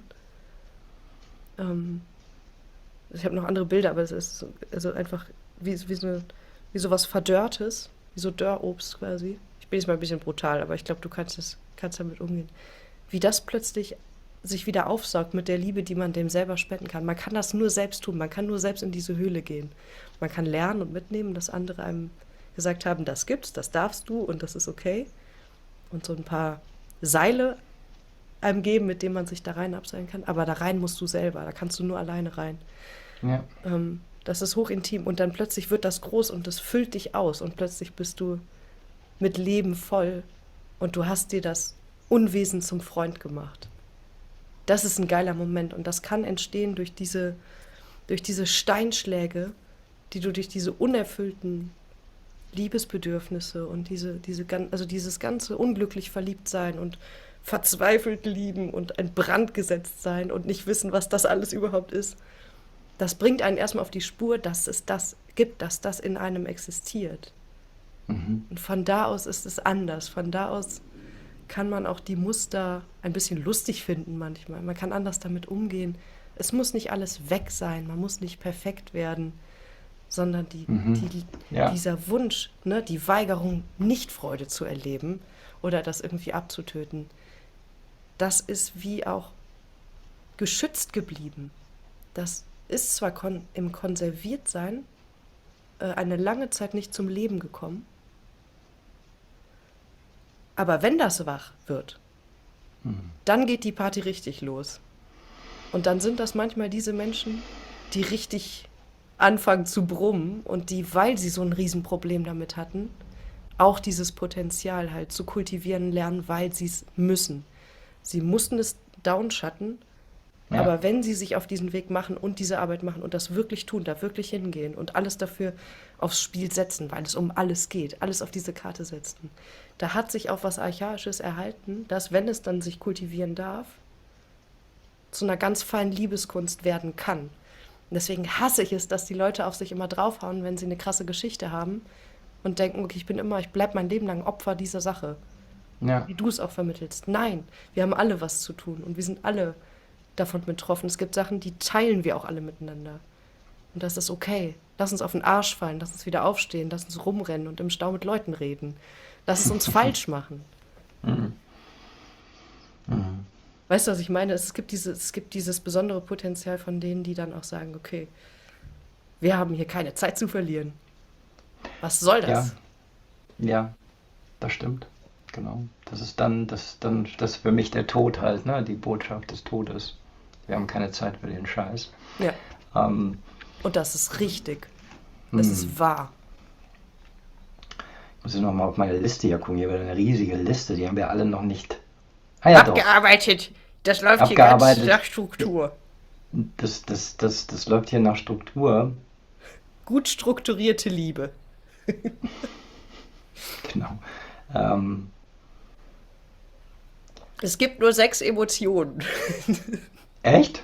habe ich mal gehört. Oder 5, keine Ahnung. Okay, okay. Es ist, Hast du da einen Cocktail oder was? ich trinke Wasser, aber ich habe mir so Mit, eine Zitrone dran gemacht, weil ich heute irgendwie, weiß nicht, fand das feierlich, dass wir uns verabredet haben. mm, nice. Das bringt auch gar nicht, also ich meine, hier läuft so ein bisschen Saft von der Zitrone rein und auch ein bisschen auf den Tisch, aber Ja. man macht das nie. Man Mm, macht sich nie diesen Überschuss, diese Mühe. Und mm. heute habe ich da Bock drauf. Okay, cool. Okay, was sagt meine Frau? Nachsicht, Friedfertigkeit, Humor, Hilfsbereitschaft, Unterstützung und Kümmern. Ja. Ähm, Hat sie das jetzt beigesteuert? nee, Spontan. das hatte ich vorhin hatte ich sie mal gefragt, ne? Also Cool. so, ähm, Das hört sich toll an, das hört sich gut an. ja, und natürlich ist das natürlich, das sind sowohl Tugenden, glaube ich, die super wichtig sind in Beziehungen und gleichzeitig sind sie auch wie das Ziel. Ja, also wir können nicht warten, bis wir sie haben. So. Ich weiß nicht, ob es hilft, aber ich glaube, dass die Quelle aller unserer Aggressionen auf den Gegenüber oder aller unserer Schwierigkeiten ist nicht der andere. So, das Ja. ist, glaube ich, wichtig, das ist wichtig zu wissen. Gleichzeitig, ähm, wenn wir drinne sind in dem Moment von katastrophaler Beziehung, ja, dann ist es eigentlich, dann sind wir ja schon drinne, dann sind wir ja schon in dem Sumpf und dann ist es eigentlich nur noch eine Frage von schneller wieder rauszukommen und nicht zu viel kaputt zu machen in der Zwischenzeit. Ja. Und wenn etwas kaputt geht, dem anderen dafür nicht ewig Vorwürfe zu machen. Weißt du? Das ist ja auch etwas, was passiert, wenn ich in solchen Momenten die Kontrolle verliere und ausraste. Und natürlich in dem Moment vergesse, dass mein Gegenüber, ich denke ja immer noch, der ist jetzt mein Erwachsener, mein Elternteil. Und wenn ich das vergesse, also ich kann ja nur ausrasten, wenn ich das vergesse. Ja? Also insbesondere, wenn ich es auf ihn richte. Und es kann dann eigentlich nur darum gehen, relativ schnell wieder damit aufzuhören. Ja? Und dann aber auch nicht im Nachgang dann das Gleiche nochmal wieder umgekehrt zu machen, weil was dann ja oft kommt, sind dann die Schuldzuweisungen. Ja? Du warst hier gewalttätig. Ja, das stimmt. Und, ähm, und das ist die Wahrheit. Aber das kann man auch nutzen, um wieder in Beziehung zu gehen, um wieder in den gleichen Kreislauf zu gehen, jetzt umgedreht. Ne? Jetzt komme ich von oben. Gestern war ich das Opfer, heute werde ich mal zurückschlagen. Also wenn wir erkennen, dass wir in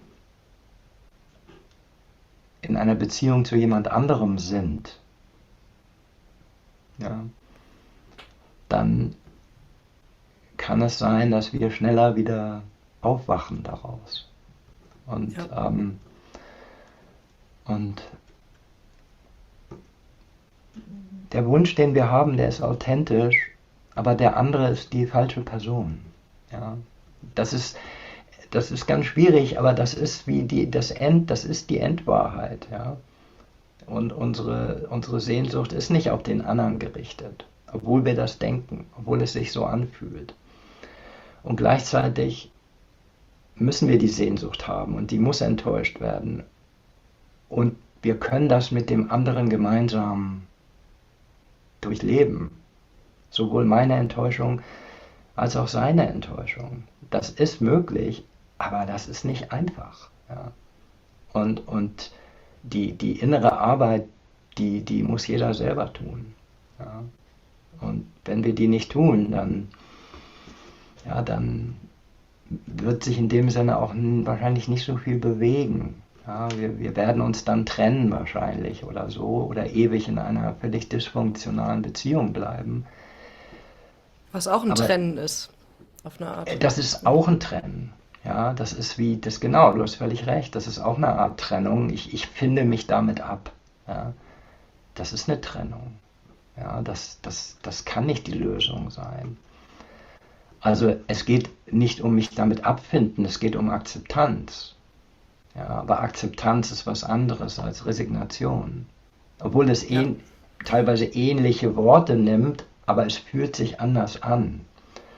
Ja, dass der andere so ist, wie er ist ja auch immer wieder so ein Moment von, also mit Mucho in dem Gespräch war das auch dann mit dieser Kreuzigung. Ne? Es ist ja wie, ja, das ist so.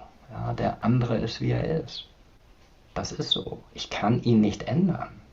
Ja. Gleichzeitig tue ich alles dafür, dass es sich ändert. So, ja. Also ich akzeptiere ihn so, wie er ist und gleichzeitig nicht. Also, ne? Also es ist beides. es gibt noch etwas hinter dem, Ja, ich kann ihn nicht ändern oder ich ja kann ich sie kann. nicht ändern. Ja, Was ich auch krass finde oder was nochmal einen Horizont auch öffnet, wo ich das Gefühl habe, dass sich dieser merkwürdige, verdrehte Wunsch nach dem Göttlichen oder also das eigentlich mhm. davon angezogen sein und die Verwechslung, wo sich das doch einlöst.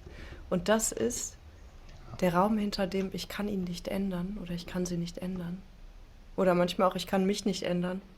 Genau, So. Ähm,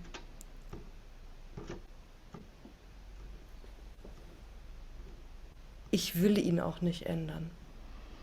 genau. Und Und ich er muss kann ihn sich aber auch, entwickeln, ja.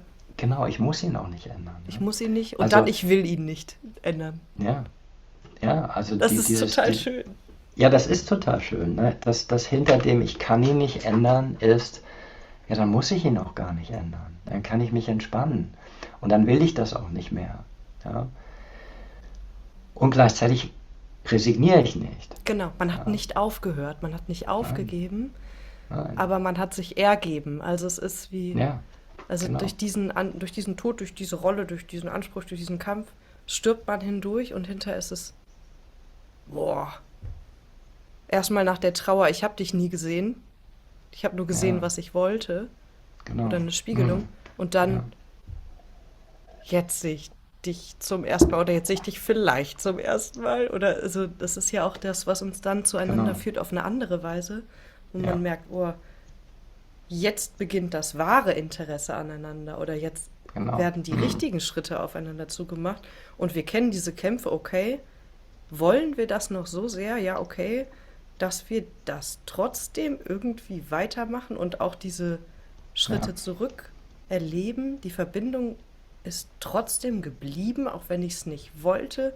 ja, Und diese Verbindungen sind sehr spannend, finde ich, weil die wirklich diese Dynamik so extrem spürbar machen. Und das ist aber genau diese ähm, fast wie bedingungslose ja. göttliche Form des Empfindens von Liebe, was nicht heißt, dass man das immer so gut zeigen kann oder vermitteln kann. Nein. Aber man kann es Mhm. plötzlich spüren, oh, okay, das kommt dem, was ich mit bedingungsloser oder bedingungsfreier Liebe ähm, verknüpfe, nahe. Ich werde jetzt vielleicht nicht alle Karten auf den Tisch legen und dem das sofort mitteilen, weil das verwendet er bestimmt gegen mich oder so. Nein, also das kann halt, es muss nicht gleich auf sein. Es kann sein, dass man es nicht ausdrücken kann oder nicht in der Weite, Mhm. in der sich das zeigt. Aber es zu Genau. erleben, das sprengt alle Identitäten weg, Ja, finde ich. genau. Und es geschieht in dir. Ja, Ja. ja, ja, Es geschieht in dir im Angesicht eventuell eines komplett kindlichen Ausagierens deines Partners. ja, Weil in dem Moment, wo du selber nicht mehr den Anspruch an ihn hast, dass er für dich der Erwachsene sein soll, Ja. kannst du einfach im Angesicht seiner Kindlichkeit auch einfach stehen bleiben. Und das ist das Allerschwierigste. Aber dann erkennst du, dass wenn überhaupt eine Transformation geschieht, dann ist es in dir. Mhm. Und ob das im anderen geschieht, ist zunächst mal nebensächlich. Klar hilft das, ja. Aber eigentlich ist das, was, wenn dir das entgegenkommt vom anderen, in den furchtbarsten und neurotischsten Formen, mal, sagen wir mal, abgesehen von den wirklich gefährlichen Dingen, wo du dann rausgehen Ja. musst, aber in dem, sagen wir, normal neurotischen, ist die Lösung immer, dass der eine von beiden stehen bleibt und nicht hineingeht. Mhm. Das ist immer die Lösung. Natürlich am besten ist beide stehen, aber das ist ja selten. Also einer geht in den Sumpf und der andere bleibt stehen. Und dann aber irgendwann merke ich, okay, jetzt, das war's, jetzt kann ich nicht mehr, jetzt gehe ich Jetzt wäre ich auch. langsam müde. Ja, und dann kann es sein, dass der andere stehen bleibt. Ja, und plötzlich ist er da und dann irgendwann ist einfach Stille und Ruhe. Ja, und dieses Ich kann ihn nicht ändern, ich muss ihn nicht ändern, ist immer die richtige Haltung. Also das kann nie falsch sein. Ja, ja. Und trotzdem kann ich daraus natürlich Wünsche formulieren oder einfach, ja, Requests, ja, also Wünsche äußern. Aber also es geht nicht darum, mich zu verkaufen. Das ist ja auch, das wäre ja schon wieder mein Sumpf. Das wäre ja schon wieder ein Sumpf, wo ich mich verkaufe und anpasse. Ja. Also wahrscheinlich eher dem, wo du eventuell wahrscheinlich dann, ne, weil kannst wahrscheinlich dich ganz gut anpassen an deinen Partner, theoretisch, ja, aus Ja, und deiner mich Geschichte. alleine versorgen und all diese Sachen. Genau, So du bloß keine kannst, Umstände machen. genau. Du bist dann eigentlich die Mutter, ne? Also du versorgst ihn und sorgst noch selber für dich und so weiter. Und da für dich zu sagen, nein, das ist dann natürlich, und das ist der Moment, wo dann natürlich der andere frustriert wird in seinem Wunsch. Und das sind dann die harten Dinge, weil dann stehst du zu dir selber und sagst nein, aber du bleibst da. Ja, das ist ja auch eigentlich das gleiche wie mit dem Kind. Weißt du, bei Rewe an der Kasse. Nein, nein, Schokolade nicht. Das, für mich ist das dasselbe, wie in Beziehungen. Ja? Und es ist das Allerschwierigste, mich nicht zu distanzieren von dem anderen, in dem Moment, wo ich Nein sage. Also ein Nein ohne Distanz. Also ein Nein ohne Distanzierung. Ja, Ja? ja. Also das ist eine hohe Kunst. Ja? So, Also nicht die Tür zuschlagen, genau. sondern entweder im Türrahmen stehen bleiben oder sie sanft schließen, wenn man das braucht, aber Ja, nicht das, was den anderen zurückprallen lassen muss. Und das ja, geht nur, wenn man ja, auch die eigenen Grenzen irgendwann lernt zu spüren, als wirklich das, okay, da ist ein Raum um mich herum und in dem darf nur ich ja, sein, wenn ich das ja, möchte. Und ich darf entscheiden, wen ich reinlasse. Wenn man das nie gelernt hat und also wenn ja, es klar. einfach diese Sprache niemand kannte. Und ich glaube, Ja, bei den meisten Menschen ist das auch graduell perforiert oder ne, da gibt klar. es viel nachzubauen. Oder ein Verhältnis zu Grenzen zu haben, was genau diese liebevolle Grenze ist, damit wir in Kontakt bleiben können, ist es wichtig, dass ich das hier erstmal für Hm. mich aufrichte und dann schauen wir mal ganz genau, wie verhalten wir uns zueinander mit diesen Grenzen. Und wenn an diesen Grenzen jemand diskutiert und von einem verlangt, dass man die nicht aufstellt, dann ist es auch intakt zu sagen, okay, dann aber gar nicht. Dann kann Hm. man die Leute verscheuchen. Das ist auch richtig so. Vor allem, wenn man sie nie gelernt hat, muss man das wirklich lernen. Also dieses, ja, Ja, dann und tschüss. Also dann muss ich mir auch nicht mehr einreden, dass ich dich reinlassen müsste. Diese Sprache. Und wie scheiße man sich dabei fühlt, all das auszuhalten. ja, der andere auch, ne? Also Der andere auch. der andere auch. Also der hat dich ja ausgewählt wegen dem, was du ausgesendet hast, ne? Ähm, und jetzt enttäuscht du das. Ne? Also jede Art von Entwicklung ist auch eine Enttäuschung immer für den anderen. Ja, weil darauf das war ja nicht im Rahmen dieses Vertrages, ne, des unausgesprochenen Vertrages. Ne? Ja, auf der einen Seite. Und auf der anderen Seite ist es Hm. auch eine Geste der Liebe, sich zu trauen, den anderen zu enttäuschen, weil Ja, man das ist dadurch so. nicht Ja, erlaubt, dass diese symbiotische oder negative Verschmelzung passiert, die Leute auch in diesen fixen ja, Rollen, in dieser Asymmetrie hält, wo auf ja, beiden Seiten Formen der Machtausübung natürlich entstehen. Die eine ist subtil und die andere ist irgendwie dominanter genau. oder augenscheinlicher, aber Ja, das ist genau das, wo Leute denken, ah ja, das ist eine Verbindung, die bleibt, weil dieses komische Ineinanderverwachsensein so extrem krass bindet, ja, aber wo das nicht wechseln kann, also wo du, wie du gesagt hast, mal hält der eine irgendwie aus, dass der andere in den Regress geht und das mal so durchrollen lässt und erlebt, aber es muss auch umgekehrt passieren können. Wenn das sich nicht ausgleicht, wenn das nicht irgendwie halbwegs in der Waage ist, dann ist das, dann kann das nicht, dann kann man das nicht lösen, weil die Leute werden ja auch, identifizieren sich damit, werden auch bequem in dem, ja, so tauschen wir das immer aus. Da hast du dann diese klar, Co-Abhängigkeitsgeschichten und selbst da klar. kann es wechseln. Aber es muss dynamisch bleiben, damit man immer wieder checkt, was Mhm. da eigentlich passiert. Es ist, also genau, meine Frau sagte vor kurzem mal, dass es ihr dann, das war in einem anderen Gespräch, was sie hatte, hatte sie plötzlich den Satz gehabt, das ist die Erkundung des anderen. Und wenn wir das haben, auch nur ein Zipfelchen davon, dass wir merken, das ist sein Prozess oder das ist ihr Prozess, der gerade passiert, wo sie mich angreift vielleicht oder jetzt gerade hier es richtig abgeht. Wenn wir innerlich merken, okay, das ist ihr Prozess, das ist ihre Erkundung gerade, die läuft. Und wir sind eigentlich nur Teilnehmer oder stille Zeugen dieses Zeugen, ja. Prozesses. Ja, das geht natürlich nicht immer, weil wir sind ja selber mittendrin. Ja, es ist dann unsere beide Erkundung, aber die innere Haltung von, okay, das ist jetzt ihre Erkundung und vielleicht ist der letzte Angriff auf mich gar nicht, da bin ich gar nicht gemeint. Ja, das ist eindeutig ihre Mutter, eindeutig ihr Vater oder eindeutig ihr Onkel oder so, ja. Oder wir wissen nicht mal, wer es ist, aber es ist eindeutig nicht ich. Ja, das, das hilft ein bisschen, ja, um diese totale Dramatik rauszunehmen. Es ist, es ist sein Weg, es ist seine Erkundung und ich habe meinen. Ja, Ja. Und ich habe gleichzeitig auch meinen zu Weg. spüren, es ist auch unfair. Es ist manchmal auch einfach unfair, wenn Projektionen auf einem Absolut, landen und es ist auch absolut. richtig zu spüren, nee, das bin ich nicht gewesen, das bin ich nicht schuld und dem anderen das zu signalisieren, damit, also einerseits zu sagen, okay, ja, ist okay, dass du das jetzt gerade erlebst, aber es ist kein Grund, mich jetzt so zu behandeln.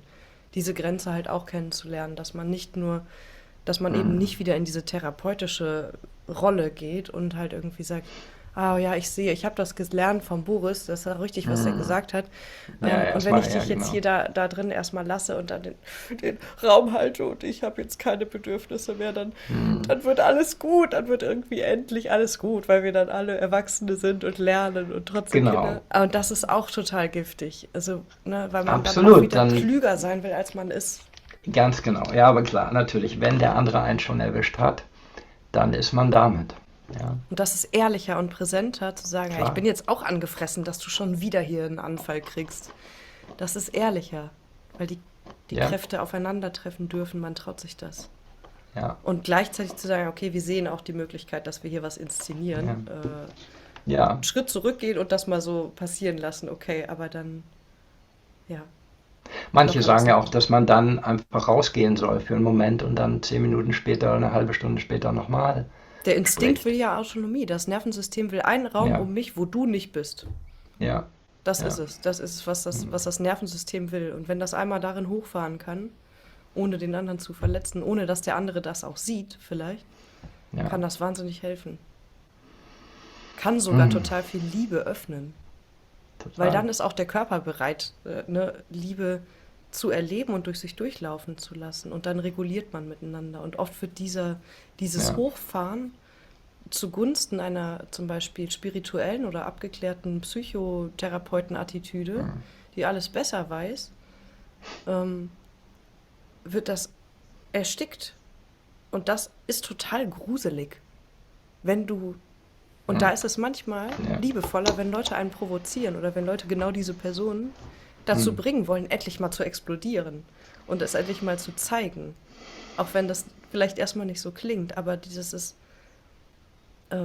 das ist so gruselig, wenn du weißt, in jemandem brodelst und es muss da brodeln. Ja, ja, Und klar. derjenige wird plötzlich super klinisch und also auch von oben herab im Grunde. Also kapselt sich und Ja, spaltet. Du siehst, wie diese Abspaltung passiert und wie ja. der andere nicht nur sich sterilisiert, seelisch und das Herz sterilisiert, sondern auch dich damit.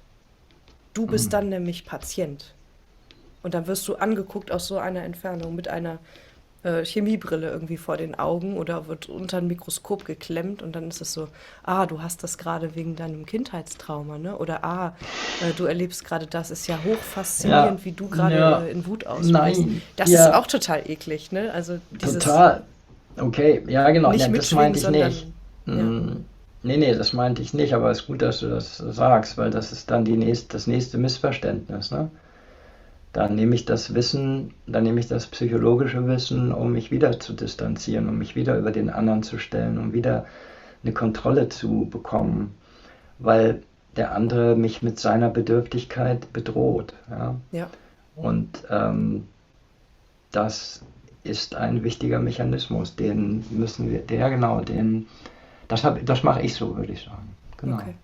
Das ist eins, genau, das mache ich gerne. Genau. Also Ich so, kann das ist, das, aber ich habe versucht, diese hm, Waffe in der Tasche zu lassen, weil ich merke, es ja, hilft keinem. nein, nein, das hilft keinem. Das Und die hilft große keinem. Gnade ist, wenn jemand dagegen interveniert und sagt, hör auf mit deinem Psychogelaber. Raste aus. Und genau, und wenn das kommt, hör auf mit seinem Psychogelaber, ne? Und es trifft mich als jemand, der gerade Psychogelabert hat und sich darin sicher fühlt. Jetzt kommst du und sagst, hör auf mit deinem Psychogelaber, dann könnte ich ja wieder drüber gehen. Ja. Aber ich könnte auch sagen, du hast recht. Verdammt, du hast recht. Und jetzt fahren wir auf den Schrottplatz und hauen ein Auto kaputt, das nicht mehr fährt. Das ist, anstatt Dass an den dieses See- und Tretboot zu fahren. Schlauchboot, genau. Ja, also für mich ist das einfach die Möglichkeit, dass du in jedem Moment, egal wie schlimm es ist, eigentlich kann man in jedem Moment aussteigen. Ja, Ja, ich glaube, dass das möglich ist. Vielleicht nicht Ausstiegskunst. Liebe ist Ausstiegskunst. ja, ich würde schon sagen. So, und jetzt steigen wir aus. Ich wollte gerade sagen, Wir ich steigen habe jetzt wieder. aus. Ja, Wir steigen jetzt aus hier. Wir haben das Gespräch jetzt beendet. beendet. Das Thema Liebe ist für immer abgeschlossen. Wir müssen- Das Thema, die, die, genau, das Thema Liebe ist jetzt geöffnet, würde ich sagen. Ja, So. Denn, genau, das habe ich immer die ganze Zeit gedacht. Ne? Das ist ja immer das Wort Liebe, hast du ja auch in den Raum gebracht. Und ich glaube, dass in der Beschäftigung mit Liebe wir in erster Linie, was wir tun können, uns mit all den Bildern zu befassen von ja. Liebe. Ja, und eigentlich mit allem, was nicht Liebe ist. Und dadurch schält sich dann vielleicht langsam heraus, was es sein könnte, ja, oder was das vielleicht ist. Weil es definitiv etwas ist, was tiefer darunter, was immer da ist. Ja, und ja, das wäre Oder sozusagen irgendwo überm Regenbogen halt. ja, da ist dann eher so vielleicht die Illusion oder die Sehnsucht oder so. Ähm, also wenn, glaube ich, ist Liebe auf der Erde oder ist hier. So, und Aber was ist, wenn es beides ist? Also wenn oder es ist in dir beides. es plötzlich die andere Sphäre auftaucht. Und da habe ich Hm. das finde ich an dem Lied Somewhere Over the Rainbow so berührend. Oder an dem Film Zauberer von Oz. Das Witzige ist ja, ohne das so ganz spoilern zu wollen, aber eigentlich ist es, glaube ich, der Film ist auch so alt, dass man das sagen kann inzwischen. Der Ja. Witz ist, dass diese ganzen Figuren gespielt werden von denselben Schauspielern, die in Kansas die Familie sind. Und die böse Nachbarin, die den Hund halt irgendwie umbringen lassen will und der Ah, Zauberer ja, ja, und ja, so. ja, ja, ja. Das sind, Ja, genau, also die es ist eine werden von, Doppel. das sind die Ja, gleichen ja. Gesichter. Ja, Und ja, das ja. ist dieses, Mm, Oz ist mm, halt auch hier. mm, Und der Zauberer von mm. Oz ist ja sowieso, Ja, Daniel Marchand, der ist ja sowieso ein ja. Mm. Hochstapler und alles. Und Ja, ihr ja, kriegt ja, jetzt ja, ein ja. Zertifikat für, aber darüber können wir auch mal anders sprechen, wenn du Nee, willst. nee, nein, nein, nein, nein, deswegen jetzt verstehe ich, was du mit dem Regenbogen meintest. Nein, wir sind gleichzeitig auf dieser Erde und sind konkrete Figuren Ja, und gleichzeitig sind wir Repräsentanten von etwas anderem. Ja, wir ja, sind etwas Archetypisches, wir sind was Mystisches. Und deswegen ist in der Begegnung zwischen einem konkreten Mann und einer konkreten Frau oder Mann und Mann, Frau und so weiter, ist immer etwas Archetypisches. Da begegnet sich eigentlich etwas Göttliches und miteinander. gerade Ja, da, wo es nicht intakt zu sein scheint, das ist der Witz. das ist der Witz. Wo sich das Ja, Licht durch das Prisma bricht, entsteht der genau.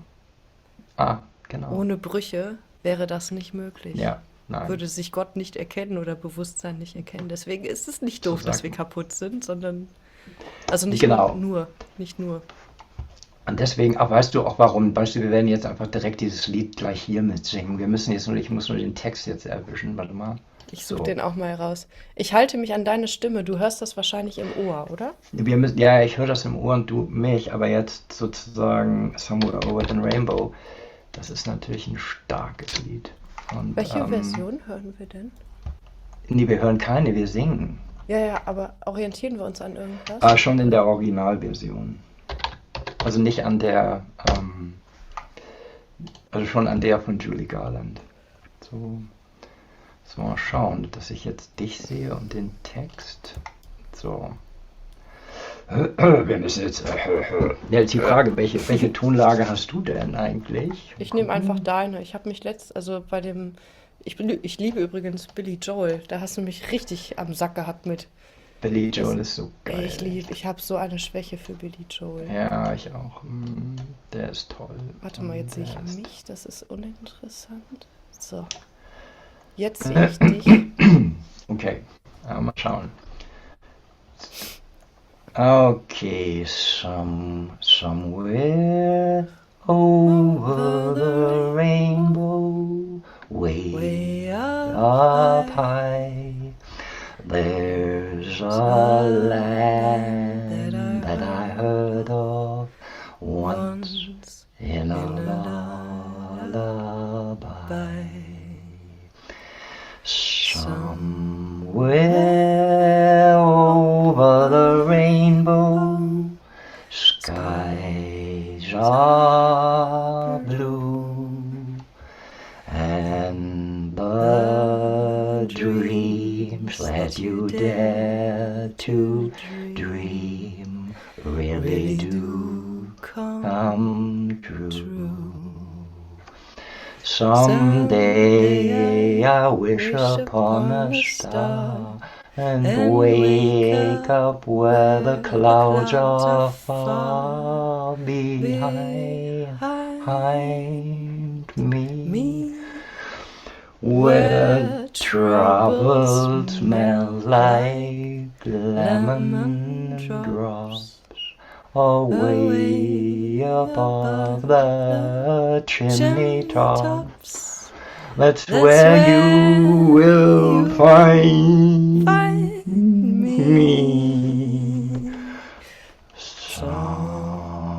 Somewhere over the rainbow, bluebirds fly. Birds fly over the rainbow. Why then, oh, why can't I?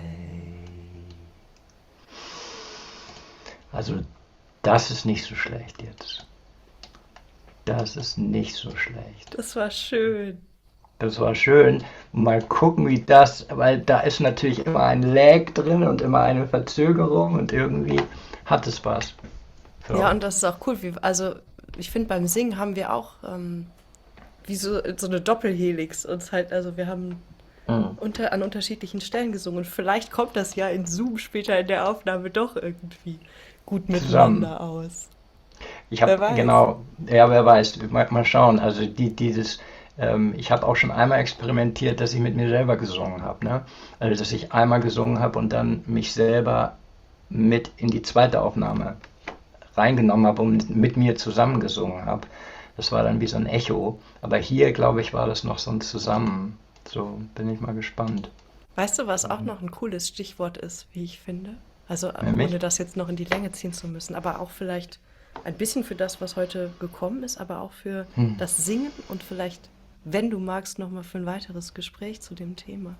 Oder was du auch einfach verwenden kannst, wenn du magst. Es gibt einen Begriff aus dem Portugiesischen, der nennt sich Desafinado und eigentlich hat es was mit Musik zu tun. Eine leichte Mhm. Dissonanz, eine Unstimmigkeit, also nicht Ah, ganz okay. zusammengestimmt sein, Hm, hm, bisschen Lag haben, also so solche, oder Delay haben, oder dass das nicht ganz passt. Und das ist eigentlich ein Bossa Nova Standard und den hat aber Ella Fitzgerald zum Beispiel mal auf Englisch auch hm. gesungen. Und dann singt sie halt Love is like a never ending melody, bla bla bla. Und in dem englischen Text hört man das halt, wenn man nicht Portugiesisch spricht, nochmal krass raus. Oder da geht es mehr um so eine Liebesbeziehung. In dem Portugiesischen, also in dem ursprünglichen Lied, geht es um das Verhältnis eines Musikers zu seinem Kritiker, also der den Hm. Bossa Nova kritisiert. Also es ist eigentlich ein Journalist, also der da angesprochen wird und es geht aber um das Okay. Herz.